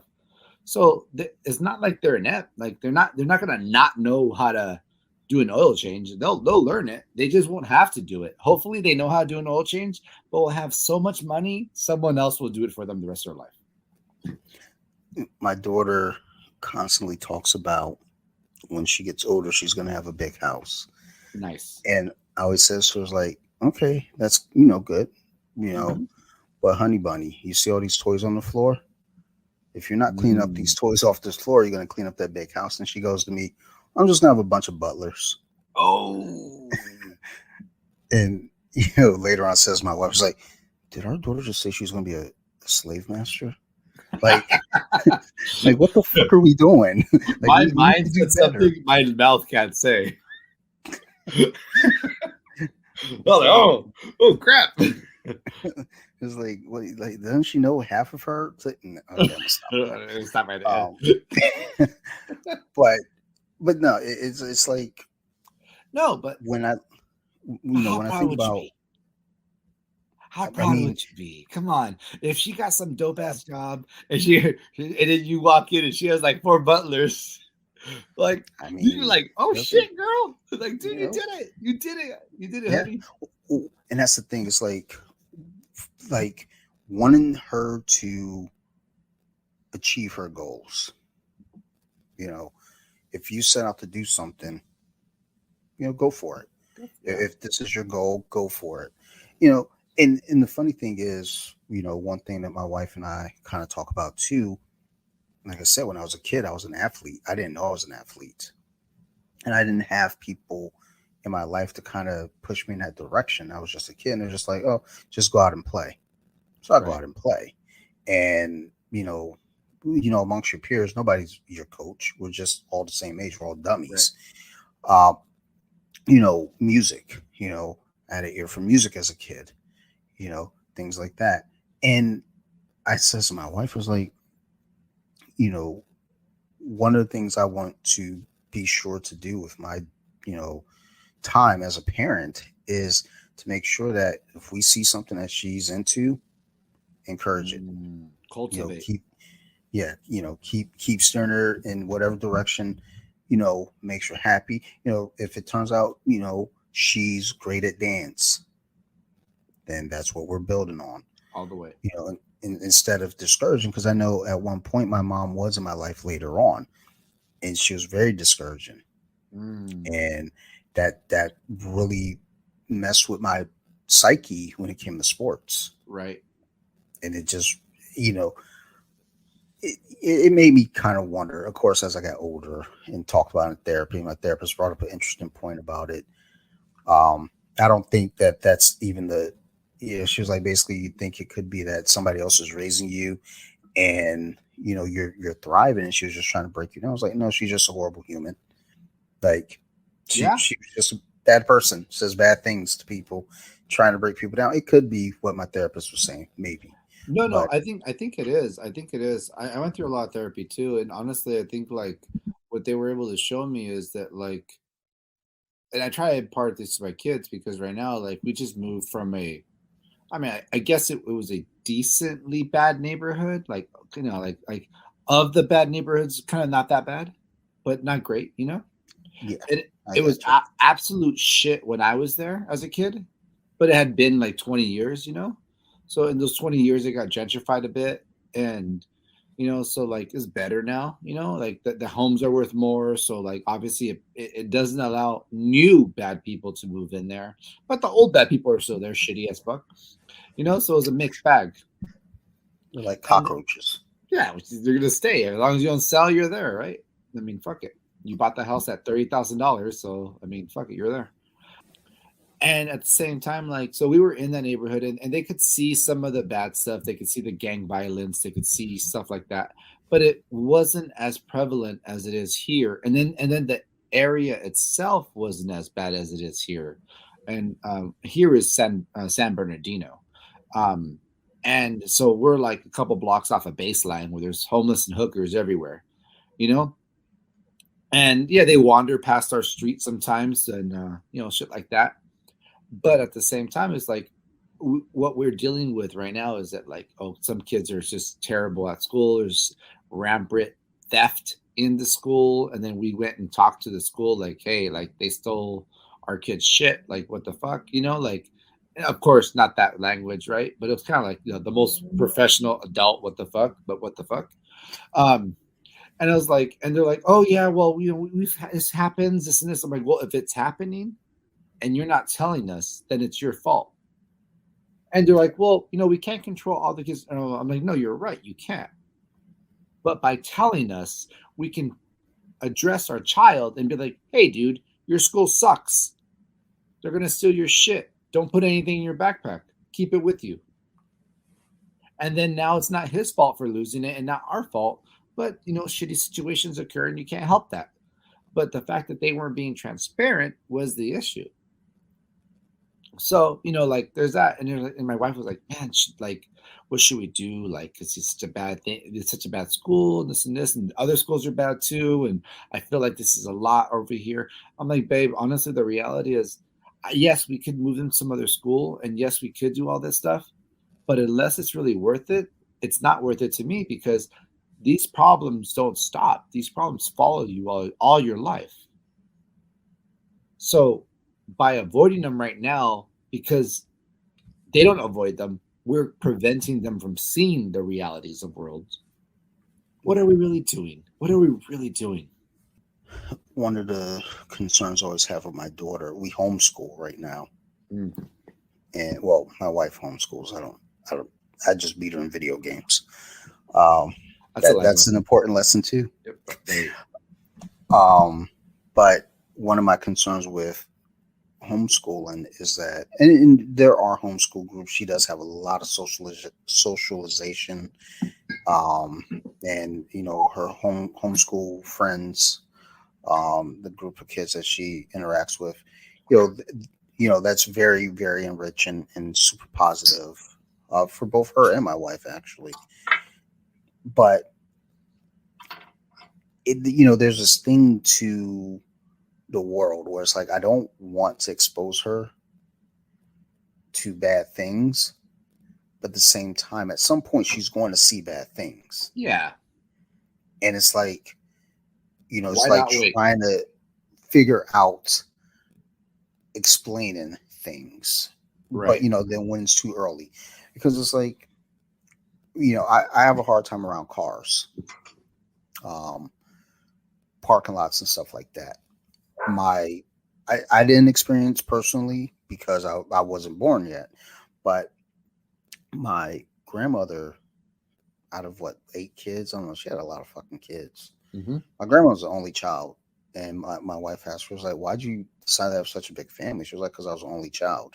So um, she had majority boys. I want to say 6 boys and then 2 girls. One of the girls was my mom. Mm-hmm. And um, my mom had a younger sister. And she sent that younger sister to the store to get her film for her camera. And that younger sister got hit by a drunk driver. Oh, Um, and um, so I'm always very paranoid around right. parking lots and everything when it comes to Sophie. And the thing is about it is like I don't want to like be scary about it. You know, I don't want to, you know, traumatize her. Right. You know, You don't want to transfer your anxiety, but you do want to get that message across. yeah, yeah. And you know, she, you know, when I do talk to her about it, because I think what she likes to do now, because she can open the car door by herself now and get in, she can get out of the car now. She goes behind the car to the other side. You know, it's like, so if she gets out on the passenger side, she runs around, you know, the back of the car to the driver's side for whatever reason. And I just actually acknowledged this the other day when she and I went to the comic book store. You know, so I go over to her and I just put it to her, so I was like, honey bunny, need you to do me a favor. When you get out the car, just go straight. Like, you don't need to go behind the car.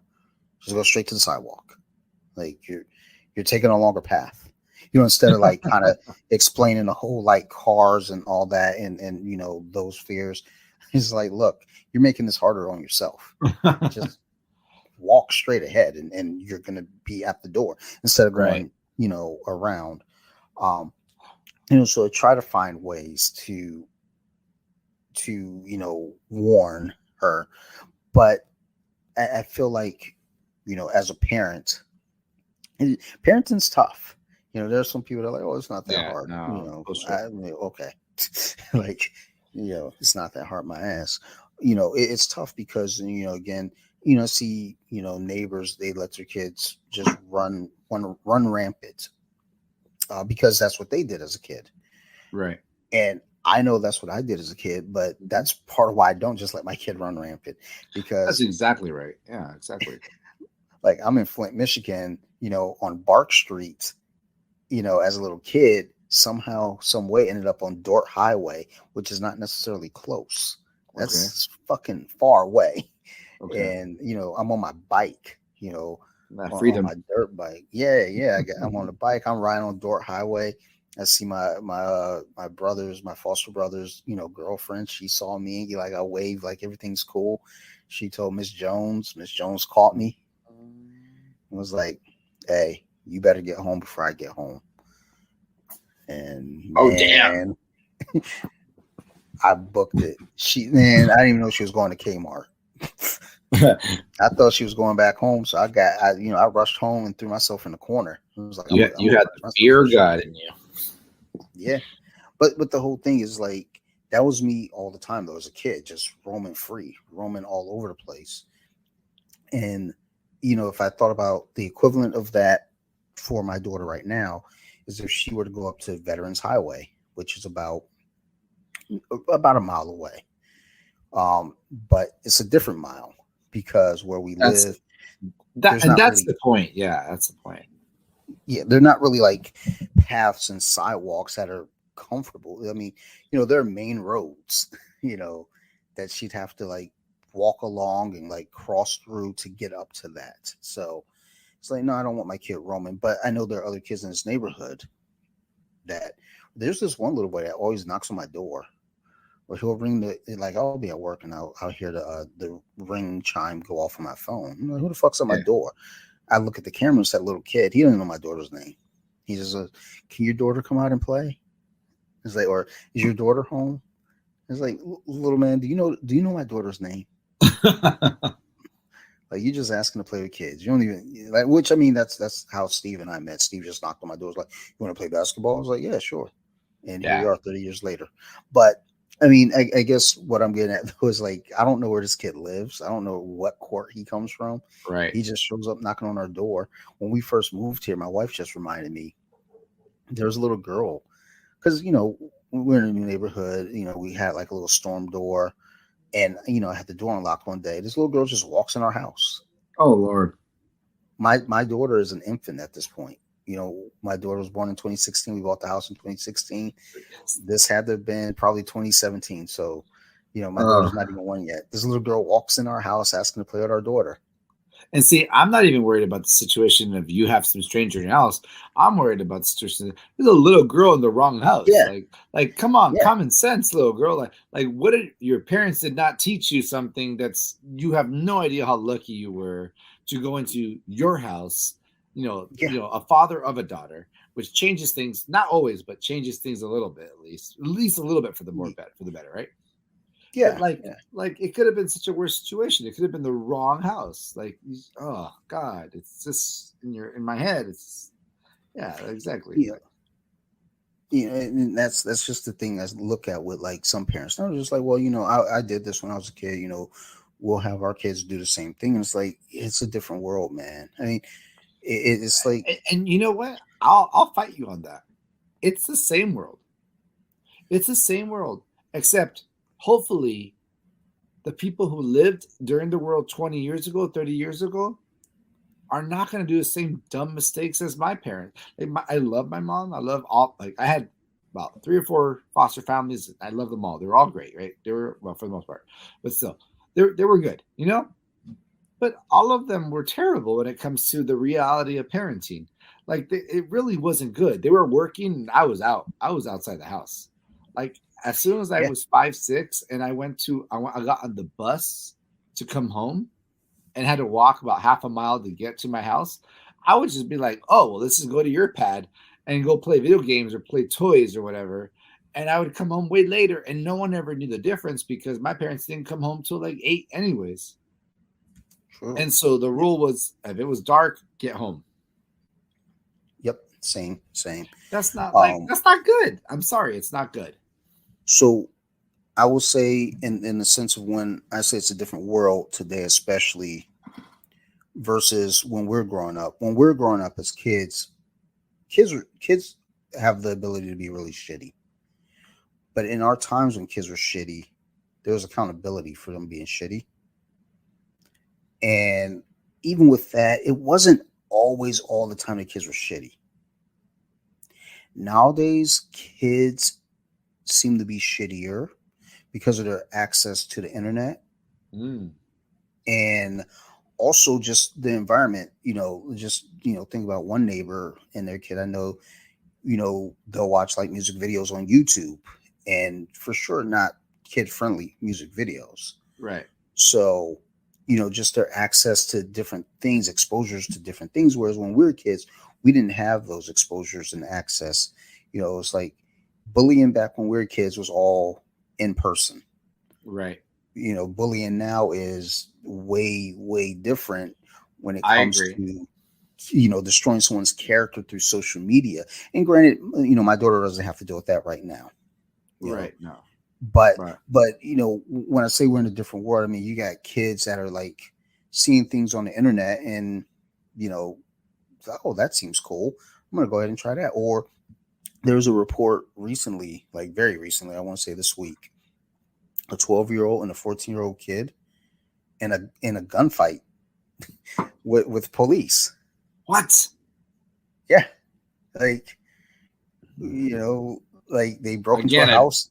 I blame the parents, or Oh I yeah, blame I blame whoever is dumb enough to have a gun in a situation where they can get it. so the kids were they. I don't think they're called orphanages anymore. I don't know what they're called, but Probably they group they homes. That's what yeah they were they called for me. I'm pretty sure they're called a group home when I was there too. But in my mind, it's always been an orphanage because Oliver Twist. Um, Yeah, real quick sidebar. So you know what a real fucking punch in the gut was? mm, when I worked for LA County, Los Angeles County, right? There was this fucking box I had to check. It's all, are you a ward of the court slash Mm. orphan? And I was like, oh motherfucker, you're gonna make me say that. I was like, you're gonna make me say, okay, yes, motherfucker, I was an orphan. Like check. Like Like, goddamn, put me on blast. But I thought I was getting away from that. right, I'm an adult. I'm an adult. You're gonna ask me that? Like, Whatever. is there like an option of like I'd rather not say? No, it was back before the genders and the identities and all that. They were just like, "Fuck you, you're an orphan, aren't you?" And you're like, It's "Yeah." like, don't Like, lie to me. like you only had male and female back then. So like the reality was, if they asked you if you're an orphan, you better answer that shit too, because it was back. That was a different time. Like you didn't get all these Yeah, choices to be an individual the way you are now. Like now you can be however you feel you are. Now back then you're like, nah, fuck you. Here's yeah. our box. Where do you fit? I mean, there's still cats these days that are like that will still tell you, no, you're not allowed. Like you have to be this way. I don't care how you feel. And it's like, dude, relax. Why do you care? Let people look. As long as they're not hurting nobody, let people be happy. Yeah. If look, if I'm happy putting peanut butter all over my face and then walking out, up to the gas station, I'm not hurting nobody. It's weird as fuck, but I'm not hurting nobody. Let me be me, dude. I And you mean, know what, peanut butter dude, do you? yeah. I mean, yeah, my wife and I were just talking about like that. We're like, because I didn't fully understand what woke meant. Like the woke culture, the woke, all that jazz. Oh, do I have a video for you? I'm And sending that shit right now. send it. But like I didn't fully understand it, but I heard a coworker tell me that about another coworker. Is like, oh, be careful what you say. He's woke. And I was like, cool. Like, I'm not sure how do I take this? Because I had heard woke, and mind you, I'm 40, like, so like I'm not hip, Yes. so like, oh, so he's like, maybe he believes in a couple conspiracy theories, he thinks the government is inherently hurting us or something. Like, I don't know what woke meant. Like, that's how I identified it, like I identified it like that. But later on I found, no, he's very aware of other people's feelings and beliefs, and the I guess the other word for woke is like snowflake. It's like they're both kind of derogatory. And I was like, oh shit, like you were actually talking shit about that guy. I didn't know that. Like, I didn't know that you were calling him something negative, in your opinion at least, right? He would say, I'm woke because I'm aware of people and their choices and what's offensive, and I choose not to talk about it. The other guy was like, oh, careful, he's woke, he's a snowflake. He's all, he walks on eggshells on everyone's feelings. I was like, okay. Like, I see what's going on here. And I wasn't hip, like I told my wife, like, is it possible to be like not like asleep but not woke, like maybe daydreamer, or maybe I'm a daydreamer. Like, I'm somewhere in the middle. I'm definitely aware of it, and I don't want to offend you, but I do feel that there's some situations where like I just feel like it's overdoing it. Like Like, there's a line. like my whole thing is with the term woke, because we've always used the term, and it's like stay woke, stay Right. aware. That's how I knew it. That's how I knew it. And I hate hearing it now because people are using it as this derogatory term, like you said, calling somebody a snowflake or calling someone this or that, trying to vilify the word. And it actually hurts my feelings when I hear friends say the word and they don't even know what it means, Okay. what it Yeah. was originally meant to mean, or what it's meant. So there's a video, and it's probably making the rounds right now. I was trying to find it to send it to you, but I gotta dig because I sent it to my wife yesterday. It's this lady. She's talking to a reporter, and she brings up the term woke, and the reporter goes, "Okay, so can you define that for me, just so I know that we're all on the same page here?" Right. And this woman had no clue. She was like, um, well, it's like, in that's the conversation again that Steve and I had, where I was like, I think his brother's on the episode, and we're all sitting there, and I asked them both, what does woke mean to you? And Steve knew exactly. He said, surprisingly, his brother didn't, though. And I was really shocked by that. Nah, I've only I heard was, him in one episode, so I don't really know him that well. I was extremely shocked because his brother, but I think his brother's also kind of in that pocket of, I'm gonna, I don't know how to describe it. It's not a bad thing, but it's like, this is the buzzword of the moment, or this is the buzz group of the moment. So I want to be on the right side of history. So we're gonna, champion behind this. So I figured Brett would have known what woke was a long time ago. Hmm. So Brett, being Steve's younger brother, So Brett's on the up and up, and he didn't know. correct. Okay, I get you. And that baffled me. Now, Steve, I figured Steve would know. I mean, Steve and I, we go back like car seats. He's aware. So Right. when I brought it up, he jumped right to it, gave me an answer. I was like, exactly. But my wife and I, when we were talking, I was like, look, the thing is, whenever on both sides of the political spectrum, there are always these arguments, and someone uses a buzzword. Mm-hmm. The real defense to that, to the buzzword is ask that person if they know what that means. Right. You know what's interesting? Okay, so from the beginning of it, okay, I cuss like a sailor. Mm-hmm. My wife is, well, I think she's better now than I am, but was worse earlier on. So she actually cussed more than I did when we got married, and then over the last decade almost, like she's gotten better, and I've stayed consistent. And my big thing was I was always taught all my kids, even and this is when they were young. This is when they were like 6 years old, 5 years old. I was like, look, if you're gonna use a cuss word, I honestly do not care. I don't care because fuck, say it. Woo! Oh, I can't. Just a Okay, then word. don't. Then don't. But say it if you want. I don't care. Here's what I care about. I care about you being smart. And if you say it in front of your teacher, you're not being smart. If you say it to be cool, you're not being smart. If you say it in front of me, you're not being smart. So say it when it's appropriate and you understand what you're saying. But if I hear you say a word, I'm going to ask you, what does that mean? And if you can't tell me what it means, then you're saying it to be cool. And if you're saying something just to be cool, that's not good. That's not what we do. That's not what we do as a family.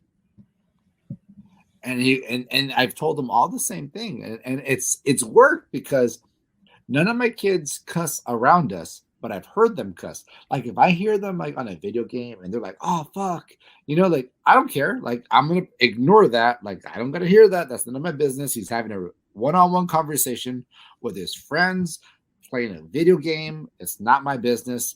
I shouldn't even be listening in a way, I still listen because I'm their dad. But it's like it's fair. Like none of my kids have gotten in trouble about cussing in school.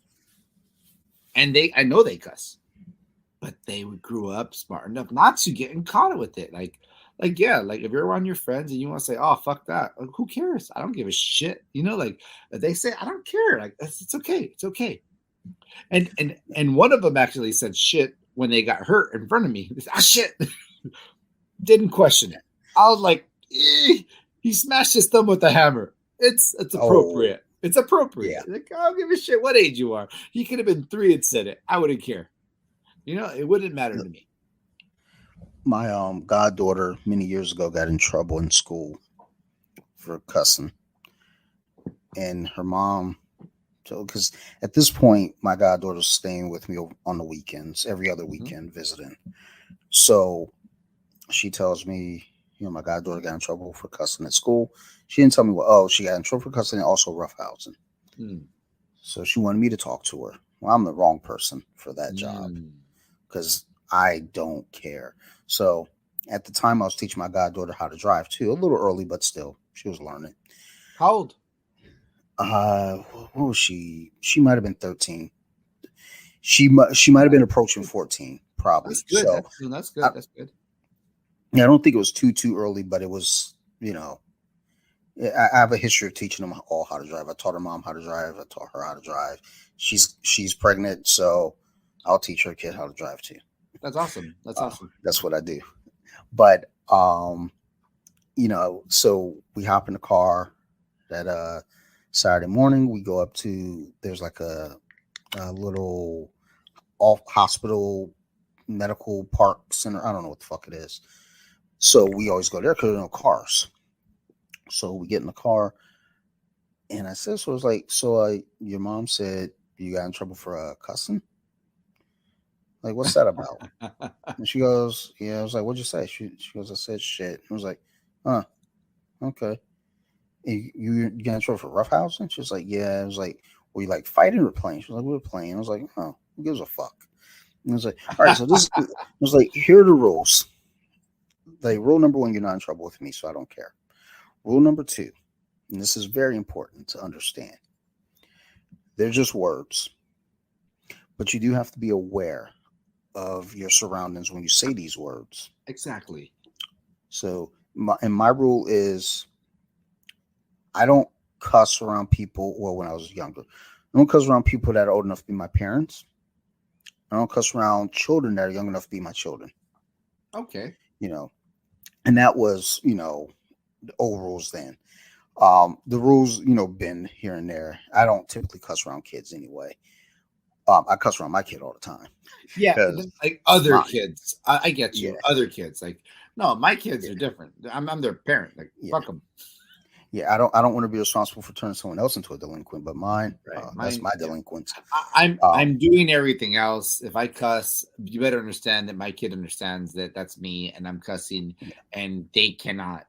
And that's it. Like they can't in front of me. If they want to cuss on their own, I'm not gonna get pissed off. Fuck them.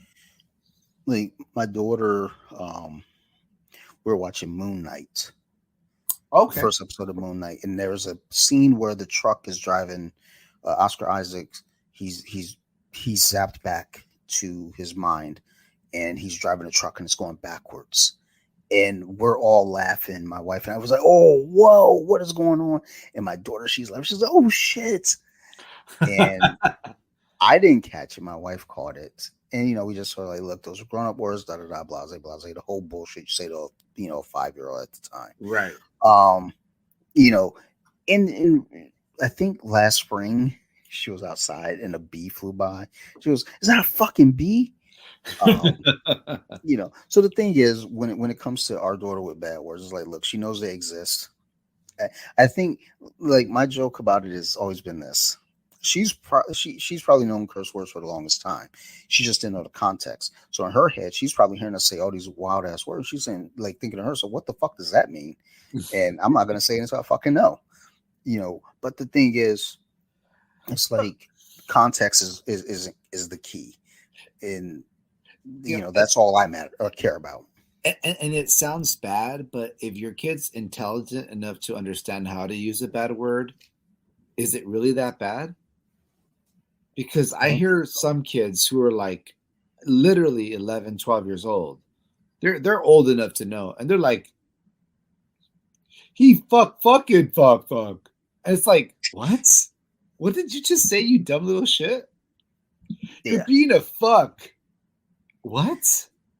Like, read a fucking book. Like, what's wrong with you? It's like, you know, I remember being in the car with my foster mom. It was me, my mom, and my two brothers, and I was right in the front seat. This was, in the age where we didn't have car seats and we barely wore seatbelts. I was sitting in the front seat. I was 8. It might have been 9, but I was still under 10. I remember my brother said something, and I turned around to him, and I what I was meaning to say was, Corey, shut the fuck up. Right. I turn and I go, Corey, shut the heck up. Miss Ah, Miss Jones knew what I was going to say, but I didn't got get in trouble yourself. for it. No. Yeah, and I think that was, why I didn't get in trouble. I caught myself. She knew. We all knew. At the end of the day, they're just fucking words. My friend Bobby, who is the host of Nerd Rage Radio, his daughter, I think she was 6 or 7. They're playing Sorry, and he bumped her back to home, and she goes, "Oh shit!" So That's yeah, fair. I mean, that's fair. It yeah. sucks. And then the parents were like, "Oh, whoa, whoa, whoa!" So they said, "Don't say that. Don't say those words." Yeah. So then we're sitting, or not we're. So she goes, she raised her hand and says, "Hey, can I ask a question without getting in trouble?" I go, "Yeah, go ahead, real quick." Mm. So she goes, "Why can't I say it? I don't see what's the big deal. It's just a word." And then Ooh. Bobby explains, like, "Look, you are absolutely right. It is just a word, but the thing is, that word has a certain, or these words have a certain carry to them. So if you get too comfortable saying these words, and let's say you're at school and now you say one of these words, and then your teacher hears you, and then they call me. Now, I got to come down to your school. So that's going to fuck up my day. So don't say the words, because if you fuck up my day, I'm going to fuck up your day. End of story. Now, fast forward to like many years later. I think she's going to be 16 this year, like something like that. And we recorded. No, she's going to be 15, because I think when we recorded the Exorcist episode, that was her birthday. Like, what she wanted for her birthday, she wanted to watch The Exorcist, so she Oh, got to be a part of nice. that episode with us as well. And while we're recording the Exorcist episode, she wasn't like recklessly cursing, but she will say things like, what the fuck is this, and da da da, shit like that. Yeah. And there was this refreshing like feel to it, because it's like, there was nothing weird hearing her say those words.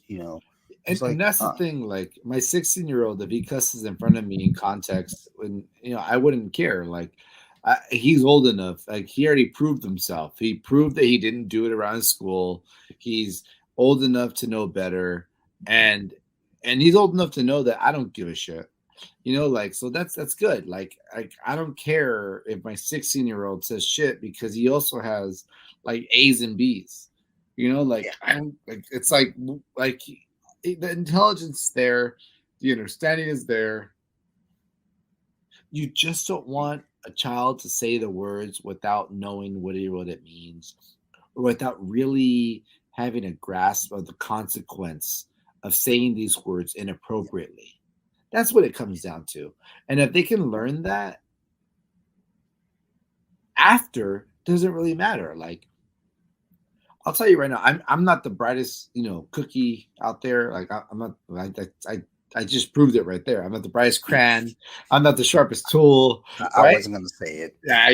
But you'd have to edit it out. But it's okay. Don't edit it. Don't edit it. Right? Let it go. Let it go.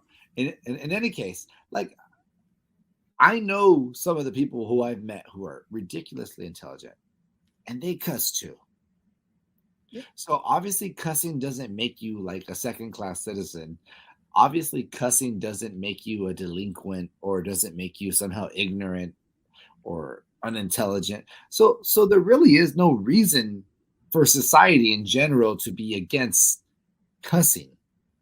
If anything, I read a study which I want to believe it's right because I want it to be, but they said I agree. people who cuss are normally more honest than people who don't. And I'm like, you know what? That's fucking right. I don't care. Like, I don't. Maybe it's a lie. Maybe not. How the fuck would I know? I don't know. I also Maybe heard another one. some liar had access to the internet and wrote that and said, "Haha, I got them all." Well, I heard one that said statistically you can prove anything statistically. One of my favorite sayings is, um, 70% of stats are made up on the fly. I was like, huh, okay, I'm gonna run with that. Like, you're absolutely right. Um, but yeah, I mean, at the end of the day, when it comes to like words and what we use and what we say, it's like like what's the one like I look at a lot of TikTok videos for the twerking. Yes. I've been seeing less twerking lately, and it's fucking disheartening. Actually, I mean, get a lot, because they go off your, what you've been viewing the most. So I get a lot of fucking political stuff, and it's Oh like, damn. fuck, like, where's the Why? twerking? I don't know. I think I liked a political post once, and then all of a sudden they're like, he likes politics. I'm like, I don't. I like twerking. Oh I like man. booty. I would So love for TikTok to be like, wait, we have to find political people twerking. That's what he oh really wants. yeah, I wish. Like it like alternates sometimes. I'm just like, dude, I'm so confused. How But awesome would that be? it depends on who's doing the twerking. I don't think it Um, does. I don't think it does. I think you would be very excited to see Biden twerking if it was a real video. You'd be like, I "Holy would shit, I actually. gotta watch this shit!" Like, I would like I don't again, know. Hey, not my have you choice, seen but have you my seen the dump president. truck? Have you seen the dump truck on Trump? Dump Like, truck on truck. No, I haven't. I'm telling you, dude. Um, Uh, but no, it's like what I heard. I keep hearing like that's cap. I was watching the new House Party. oh They said it yeah, there yeah, too, yeah, yeah. and I I don't know heard. what that. I know this one. I know this one. Like, like, please enlighten me because I'm not understanding. Okay, okay. and and and the fact that I know it as a okay, I'm gonna say white, but I'm not white. I'm actually Mexican, but I mean, you've seen what I look like in photos. So for all intents and purposes, I'm pretty white. And I had this conversation is beautiful. We're in a sidebar real quick. I had this conversation with my friend Cuba, who's black. Obviously, you can tell me where he's from based on his nickname, right? San Francisco? Cuba. But he was part of my crew, which was like the homeless foster kids. Um, and we were all emancipated and we still had to check in, and we kept checking in because we found out there were perks to checking in, and you actually make money this way.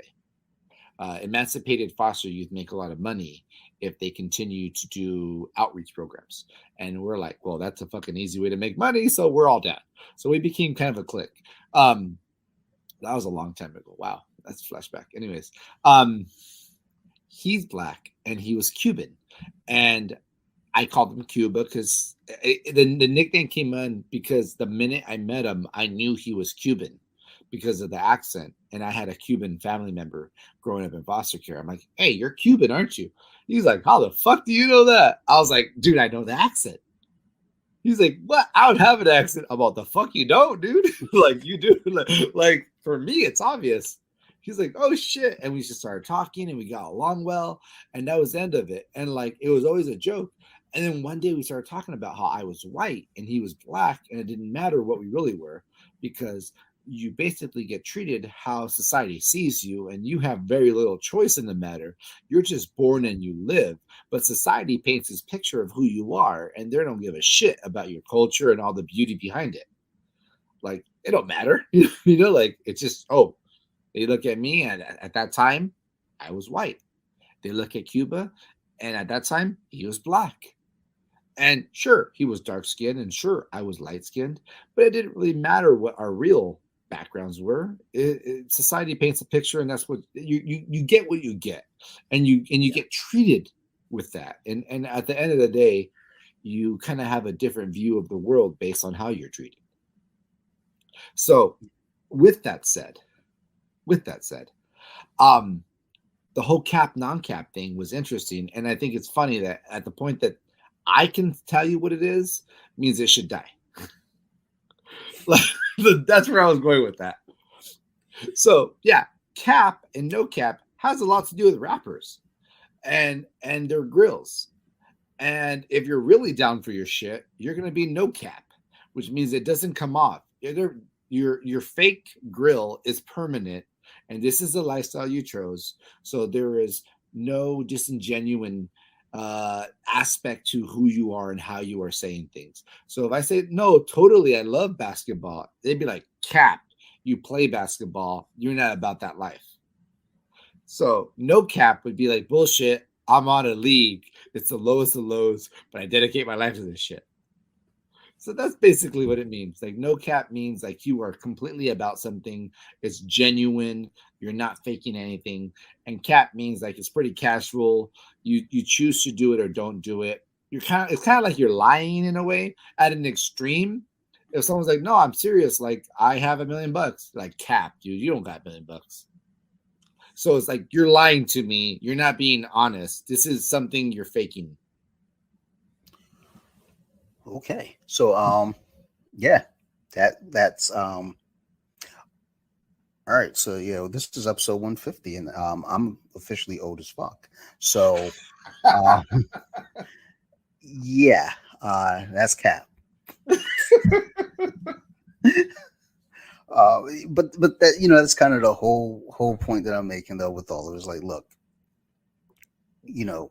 there's a buzzword and everybody wants to flock to it now, and nobody knows what that fucking buzzword means, right? And just even now with cap and no cap, I don't know what the fuck it means. And guess what? I'm not gonna say either of those words. You know why? Because they don't mean anything to me right now. Now, hey, maybe I'm at a new job, and then that's the lingo, and we're talking. I got it. I doubt it, but that becomes the thing, and then all of a sudden I come home, and now my wife and I are talking. It's like, hey man, fucking that new X-Men wave, man, fucking love that shit. No cap, Like then Sarah's like, what the fuck did you just say?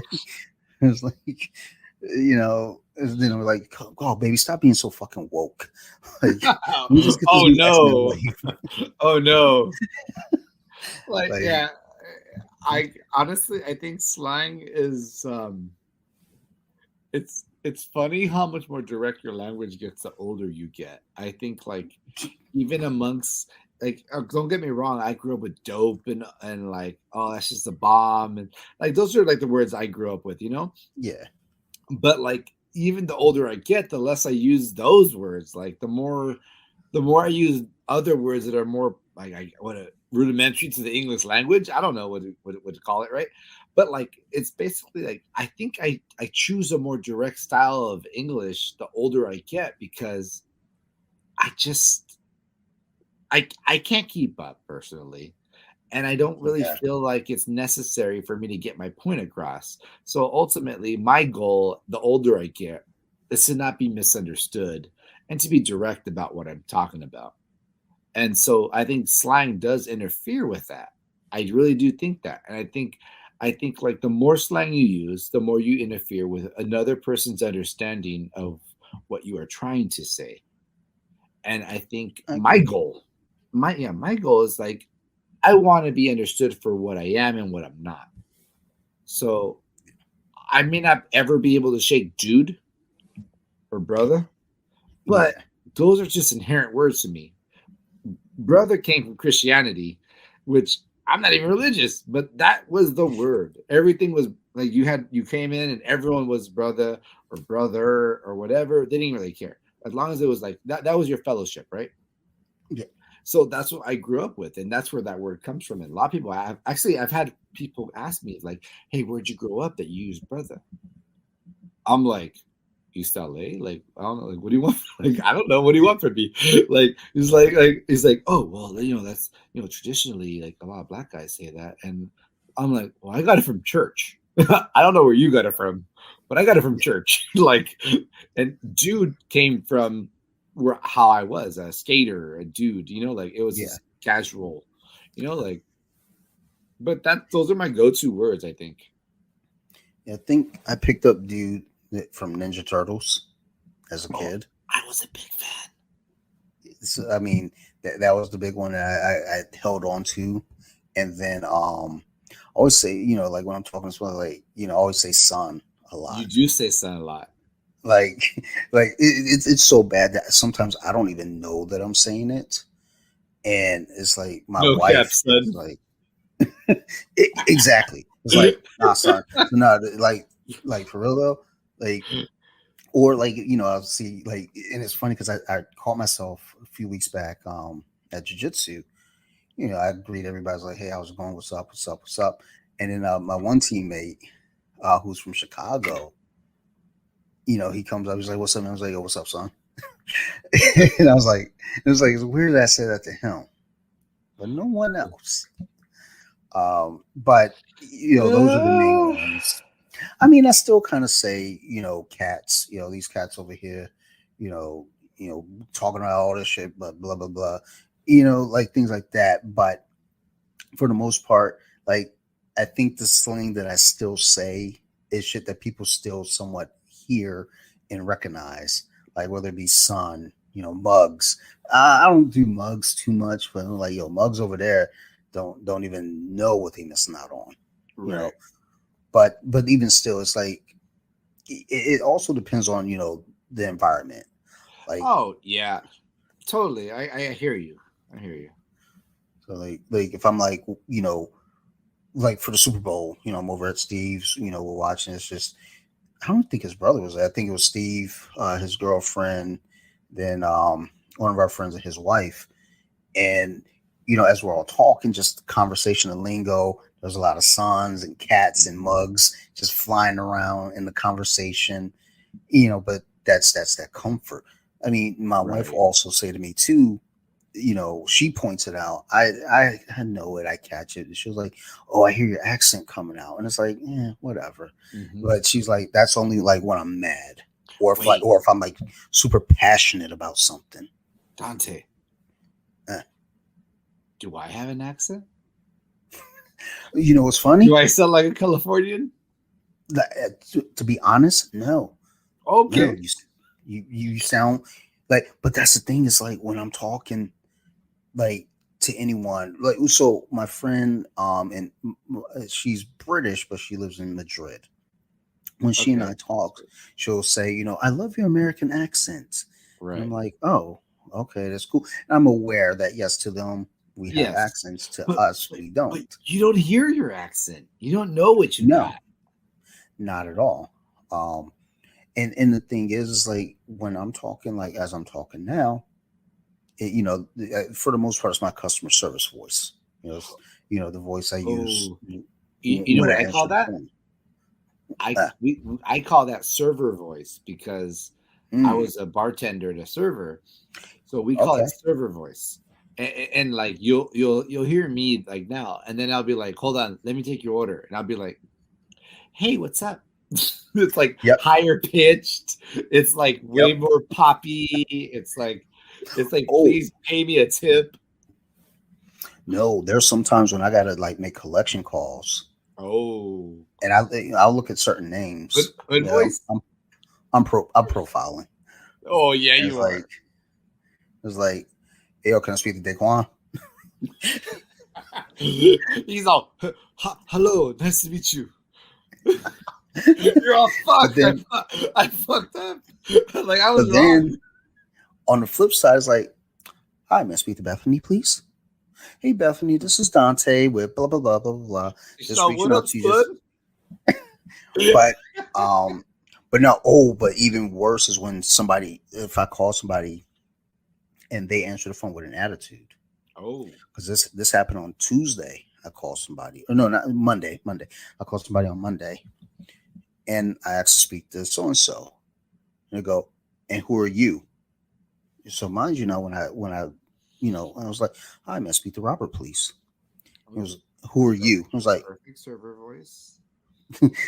as soon as he goes, who are you? I go, oh no, this is Dante. You fucked up, You know, bro. You and lost then the character. and then I'd say where I'm calling from. He goes, yeah. I was like, so I'm just calling you to let you know that you late on your bill right now. I'm trying to help you not get a late fee.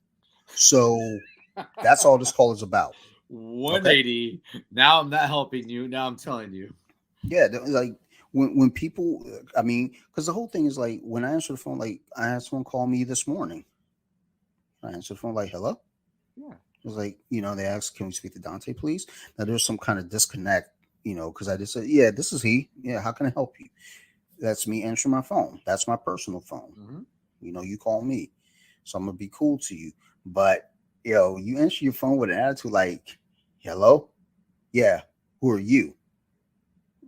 I'm sorry, but I'm the motherfucker trying to save you some money. But Well, s- exactly. Yeah. since you want to be that way, all right. And I've had people, answer the phone. And was like, "Hey, man, speak to Bethany, please."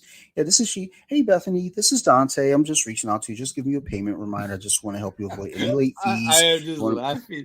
You're doing it. You're doing it right now. This is such a server voice or phone son, voice or whatever it is. Like it's so good. yeah, It's like not you, but it's you, but it's not you. Like exactly. It's like there's that switch. You turn that switch on and turn the switch yeah, I off. love it. Um, But then even like, we have some tenants that they just know us on the phone. So they'll call. And I got this one lady, she'll call. I was like, "Hey, Dante, what's going on?" I was like, "Oh, girls, how you doing? Oh damn, Feeling there you all go. right? Cool. You feeling all right? All right. Okay. Oh, Hosp- where are you going to be late? All right. Well, no big deal. All right. Just give us a call. Let us know what you need and when you need it. I'm here. I'll be here on Thursday. Just go ahead and reach out. I'll get you taken care of. But otherwise, just be cool. Take care of yourself. All right.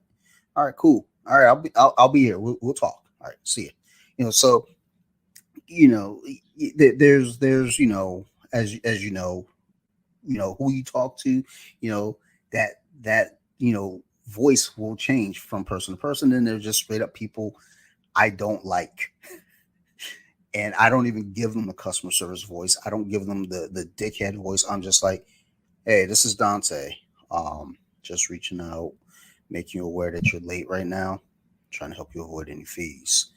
uh, this is our telephone number. We'll be It's like here until this time." this is you like know 3 octaves lower than phone voice or server Nah, because voice. fuck that dude. Like, that's for one specific person, and fuck that Fuck dude. you, I, Billy. like I'm not even into the like trying to be Whatever, friendly to Billy. that Fuck dude. you, Billy. You know what? I don't even like you. I don't even know you, Billy. I'm gonna call him Billy. Like It's a guy for Billy's a sure. dick. Yeah. Oh yeah, yeah, yeah. Of course it I is. got a couple female tenants that I used to have to handle that way too. It's like, you don't like, well, because they didn't like my manager, who was a Mhm. female, so they'd always give them static. So I'd have to call, and it's like, my manager like, "Can you call so and so? Because last time I talked to them, they're static." I was like, "All right, I got this." It's like, "Hey, man, speak to Catherine, please." "Hey, Catherine, what's going on, man? This is Dante, over at blah blah blah. Um, just reaching out, just make you aware of things, just trying to help you avoid any fees." And then all of a sudden, Catherine's cool. Catherine's Yeah. super nice. And then Catherine doesn't have a problem with my manager anymore. And it's like, oh, okay, that's weird. But uh, you know, My voice does this really weird thing where it drops hard, like really hard. Like I want to record it one day because I'm not sure of what I hear in my head or from my own ears to me. Like I'm not sure if that's accurate, but once in a while, my voice will drop like I don't know 12 octaves, and it just sounds like Johnny Cash talking. And I'm like, what the fuck's going on? Like is my voice really this deep or what's going on? Like it's just even deeper than this. And it's like, what the fuck? And I'm not trying and I can't undo it. I'm just stuck in this weird voice. Has that ever happened to you? Like I don't think it has. I get No. stuck, dude. I get in weird stuck situations where my voice just gets deeper and deeper and like now I tell my wife, I'm like, now I'm stuck like this for a day. It's like fuck. Like because I don't have a deep voice, a real deep voice. I don't have a real deep voice, but sometimes it's like ridiculous. It's like I should be in some kind of western or something. Like what the hell has just happened? Like why is my voice acting stupid right now? Hey, it's the multiverse, son. One of your variants Seriously. trying to get through. Oh my god. So I always had this weird theory. Have you ever had random chills? Hmm. Okay. So I have this theory that says like and I had to have heard this somewhere. I don't want to take full credit because it's not mine. I know I'm a product of everything I've seen and heard in my life. So don't quote me. It's mine, but it's still really good. Okay, so like, let's say you're like about to cross the street and you get these random chills. Okay. The reason that happened is because in some other alternate universe, this is where you die. Yeah, yeah.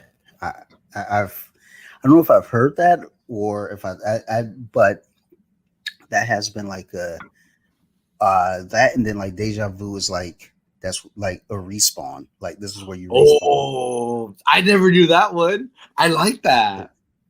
It gets weird because it's like I don't have deja vu too often, but when I do, it stresses me. I'm like, oh my god, what's going on? And I'm like, Shit. oh man, I fucking died somewhere. 40 of you died when you have the chills and then you deja vu. If it ever happens to me where I have the chills and then I deja vu, I know that I just lost like 40 Manuels.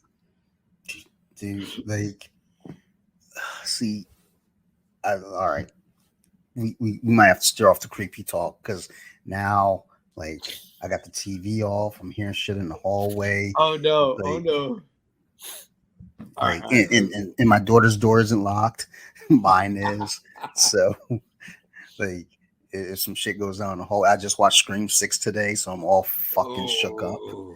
Oh. Which, I don't think I said it here on air, and I'm not going to spoil anything for anyone that's listening that may want to see the movie. I highly recommend it. It was good. It was a when they announced that they were doing another one, I was like, oh god, like, and I did enjoy the last one for sure. I liked it. So Scream is a lot like Fast and Furious, where it's not good, but it still stays good. Like if you can if Yeah, you can be okay with the bullshit of it all, like because there's a level of bullshitness to it, like because I've seen like 5 of them of the Screams, and I've nope. seen like I want to say 5 or 6 of the 5 or 7. I don't even know how many fucking Fast and Furious I've seen, but they're all ridiculous. But it's like Yeah, it's still an enjoyable movie, and I think at the end of the day, I'm looking for an enjoyable movie, and yes. they're very enjoyable. Well, I'll say this for the Scream franchise. Now, I can't say that I've seen all of the Fast and the Furious films. I know I love the first two for sure. Mm, Um, different, very different. yeah, yeah. Now, when it comes to Scream, and I was saying this to my wife today, I love horror movies and all the franchises and all the sequels that come with them. Okay. The thing that sets Scream apart from a lot of the others is as you continue on with the films and make more and more sequels. Let's go Friday the 13th as our first example. Okay. That first Friday the 13th, very serious, very, very legit horror film, Yeah. very scary. The second one, still barking up the same tree. Mm-hmm. The third one, we're still in the same realm. It's not too far off. The fourth one, we're starting to get a little goofy. Weird. Let's slow down, but it's still not hateful. Now, once you get to number 5, it's a copycat killer. Okay, give you some leeway, but it's still bogus. Now we get to number 6. Jason is reanimated. Okay, now I'm saying cut the shit. Now we get to number 7. He's fighting a psychic. What the fuck? Number 8, Yeah. he goes to fucking Manhattan. Jesus Christ. Let's keep Number going. 9, Jason goes to hell. Number No, 10, no. Jason goes to space. Further. There you go. It just, number 11, he fights Freddy. Number 12, it's a reboot. So it gets fucking ridiculous. Now with Scream, the thing that they were able to do up to 6, and number 7 has been approved already, is that all of the movies are still taking themselves serious enough, and it's not becoming a joke. Number 3 gets very close to it, but then you come back to number 4, you come back to number 5, and then the most recent was number 6. And the thing is, to each Scream movie, it plays with the times. So the first Scream, it gave us meta horror, and now that's not the first time you get meta horror. For Wes Craven, he did it in Wes Craven's New Nightmare, where they were making a Nightmare on Elm Street movie, and basically everyone was playing themselves, but in the film, Freddy comes to reality and you know, they are all aware that they're in a horror movie. Right. So now you fast forward 2 years later, you get Scream, where everyone's aware of all the rules of a horror movie. Well, not everyone, but they Yeah. get the They talk idea. about it. There's a killer on the loose. They are now convinced. So like, look, we're in a horror movie. So you get to your second one. That's a sequel. And what do they talk about as the main theme of the sequel? Sequels in horror. Okay.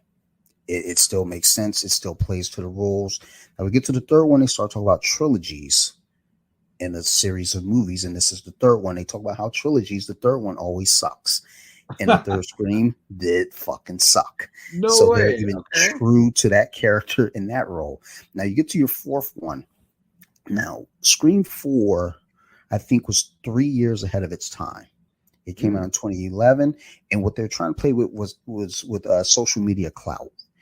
The killers were basically doing it for clout. They wanted to, get more followers. I think they were a few years too early for that. People still love the movie. I did not, Mm. but now I have a better appreciation for it. But still, they're playing with the times. Now I you mean, get to maybe they were just really hip, and you were just too old. Like maybe so the younger generation dug it. and I thought that at first until I Okay. saw Scream last year, and I loved it. I absolutely loved it. And I think what it was, so with last year's Scream, they were talking about reboots, or as they like to call it, a requel, which I hate when my friend Teresa, she keeps saying, oh, it's a requel. Shut up. A requel is just a fucking reboot. And the difference between a reboot and a remake is that a reboot is where you take a franchise and everything that's come before it still exists, but now you're just giving it a new spark. But you're keeping all the stuff that was there before, and you're just giving it to a new generation now. Whereas a So, remake is you burn the so, forest down and you build up a new cabin, like Rob so, Zombie's so, Halloween. so a requel? No, I'm just kidding. I'm just kidding. I'm about to throw this computer out the window. Like, jokes on you, you ruined your show. Um, It's but over. basically, with that one, they really played into the reboot or the requel of it all, and with the new characters, they explained all the rules, and it still stayed relevant and made sense. And then the newest one kind of toys with the ideal of franchises. Hmm. And I can't say too much without giving it away, but Don't. I thought it was going to be stupid. But I was like, holy shit. I walked out of there like, that was good. I mean, I've already told you my complaints about it. Motherfuckers be getting Right. stabbed in all these movies and they just walk around like that shit was just a scratch. Right. Right. Right. Motherfuckers are like leaving a house full of like dead bodies, and they're not getting taken in for police questioning. They're just like, oh yeah, go ahead, head home, get cleaned up. Like, no, mug, you got to come down here to the station. I got questions to ask you, yo. Like, what Like, are we doing? how do I know it wasn't you? Yeah, it's Like, like I didn't just watch this movie, so like it could be you. they, Meanwhile, you got like, what was it in the fucking which one? There was one of them like you got dead cops and shit. Was it the third one? Maybe the third one. There's a cop that's killed or some shit. It's like at the end of it all, it's just like, okay, everything's cool. Like, no, you're gonna fucking question this person. They need to go down for interrogation. They don't get to just Right. have a happy ending. But no, all of these movies, it always ends with their friends getting loaded into the ambulance, body bags being zipped up, and then the main heroine, whether it be Sydney or Gail or whoever the fuck, they get to just like, all right, cool. All right, I'll catch you next movie. All right, girl, see you. you Yeah. know, No, no, those are no. my only complaints. And you know what? That's okay because like those you're gonna have complaints about every movie. And I Yeah. think ultimately like that's like the warm ending that people want to see because they were just pushed through an emotional drama. So they want to Nah, see I something want to see calm. chaos. Ah. Well, that's who you are though. It's okay. It's okay. It's okay to want that. But that's not everybody. That's not everybody. True. That's what my therapist tells me too. She's like, Dante, you're one of a kind. You're the only one that wants to see the hero die. I was like, I'm not the only one, but No, I well hear you. that's why I like anime. Like Yeah. I forgot what I want to say it was Zillion, which was not a very popular anime. But it was Zillion where like there was this hero, and all of a sudden he dies, and some other guy grabs his shit, and like he becomes the next hero. And I was like, oh my god! So like this guy who you've been buying into for the first 10 minutes of the episode dies, and all of a sudden now there's this secondary character who doesn't know what the fuck's going on, and he becomes the main guy. And it's like, oh, very cool. I dig this. That's my cup of tea. I'm gonna look it up now. It was they were on VHS back in the day. I had 4 of them. I don't know how it ended. What the fuck's a VHS? Oh damn! I just sold myself out, didn't I? Let's see here. You said it's called Zillion? Yeah. All right, hold on. Oh, there it is. Japanese animated series. There we go. Where we at? Where we 80s. 80s. Where can I watch you, motherfucker? Come on, I know you're around. Videos. Oh, fuck you. I guess YouTube. I guess I can watch it on YouTube. Damn. Yep, I can only watch it on YouTube. That's all right. I'll do it. I'm gonna get into it. Love chaos. I never got past like the 4th one because they were on VHS, and all I had was 4. Oh, yeah. I mean, that's how that works. Though. It's like, fuck, I gotta rewind too. Fuck this. Yeah. You don't want to pay the extra dollars. Yeah. That's true. That's true. All right, man. Well, we've been doing this for 2.5 hours here. Woo! And honestly, I could talk longer, but it's late. My friend, thank you for doing this episode with me. I appreciate the hell out of you and just our conversations, whether it's here on the podcast or on the phone or through Messenger, are always some of my favorite conversations, dude. So thank you for that. I appreciate the fuck out of you, man. Which is why, since I was 150 for this podcast, I guess it's only fair that you're number 5 for my next one. Oh, I get to be someone's 5th? Yes. You're my 5th. 5th is a special number. You really got your groove after 5. After 4, I agree. Like you're number 5. Are you down? Can I count you in? Yep. You let me know when, and I'll make the time. I'll figure it out. I'll even say this. If you say, "Hey, we got to record on a Sunday," I'll tell Steve he and I got to record on a Monday. You know what I got to be honest and say that honestly, at some point, I need to record with you and Steve because I've never talked to Steve, and I feel like I know him oddly. We are trying to figure out a way. That's how good you guys are in Colompton. So I know this is Optimats, but plug to Colompton. The reason why it's my favorite podcast you do isn't so much because the content is so great and this and that. No, because it's a very everyday show. It's very Seinfeld-y. Like it's just you talk about what's going on that day, and that's what it is. And sometimes I'm sure you have a game plan, but really you just talk. And I like that personally. But I will say this, it's my favorite because I think that it's the most fluid conversation that I've heard in a podcast from, and I've heard other that are like that. Like a lot of people like Joe Rogan because it's like that. And I'll say that Joe Rogan, the first like 5 seasons were like that, but now it feels a little more different. I get you. But this is still that genuine conversation with some dude you know and all that. And I feel like I'm a fly on the wall. And I feel like I know Steve more than I think I do know Steve. I know I don't know him at all. I've never had a conversation with the guy. But like my perception of him has changed since I've been listening to more and more episodes. So that is how I know like it's beyond just hearing him talk. It's like I've gotten to know him even though I don't know him. So yeah, next episode for sure I gotta get you in it, and at some point I gotta get Steve or Steve and you. Yeah, I'll definitely sort something out. I know we wanted to try to like do something where we get you we do a remote episode with you.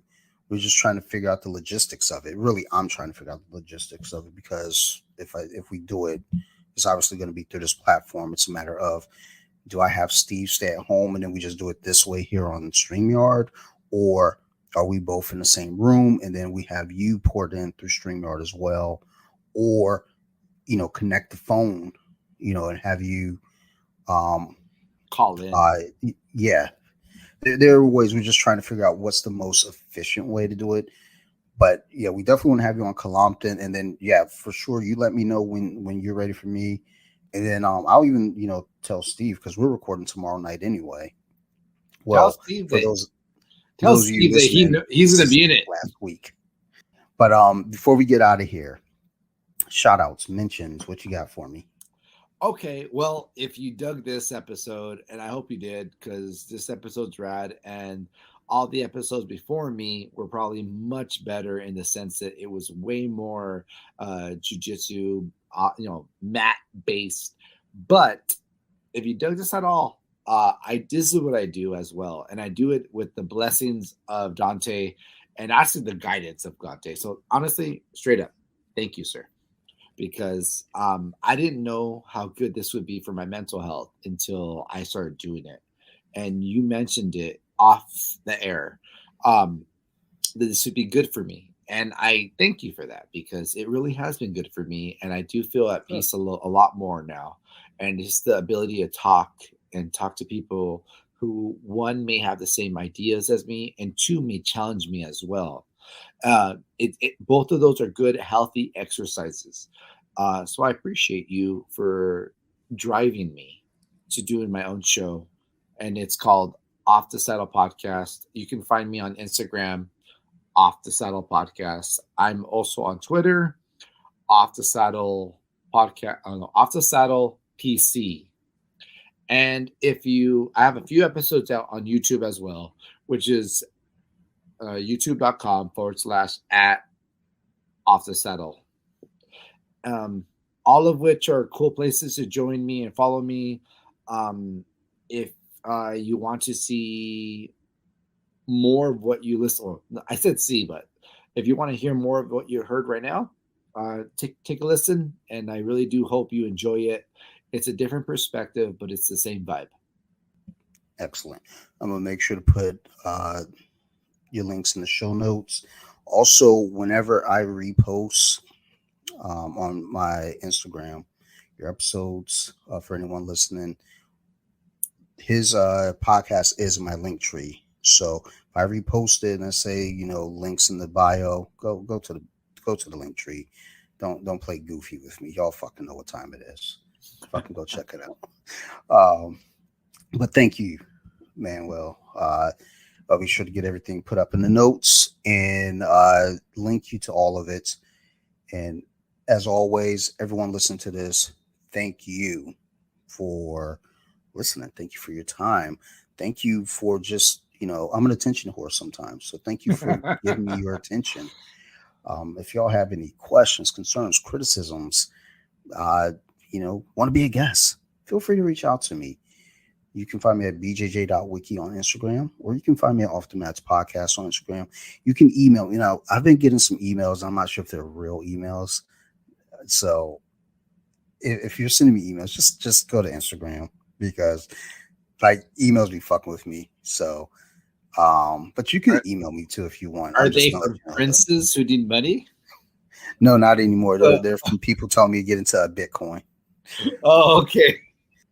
Also, I want to give a big shout out to um, our guest again, Manuel, and his podcast, Off the Saddle podcast. Again, check the links in the show notes and also in his Instagram bio or my link tree. Either one, you're going to find the podcast. Go check it out. I highly recommend it. Also, want to give another shout out to, as always, to Nerd Rage Radio. We're fast approaching episode 400 over there. So let's make some fucking noise for those fellas. And also Woo! me being on there soon.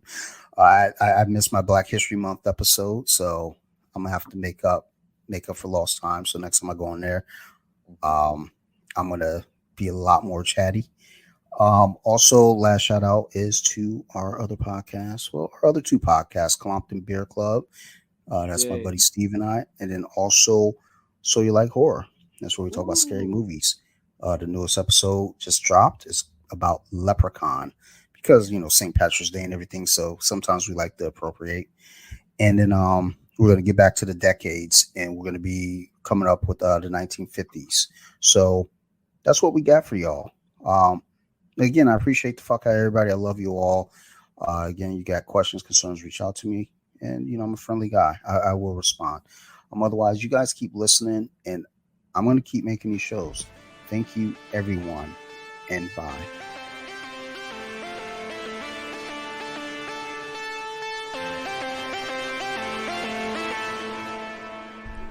They were with it. Now let me sing a song.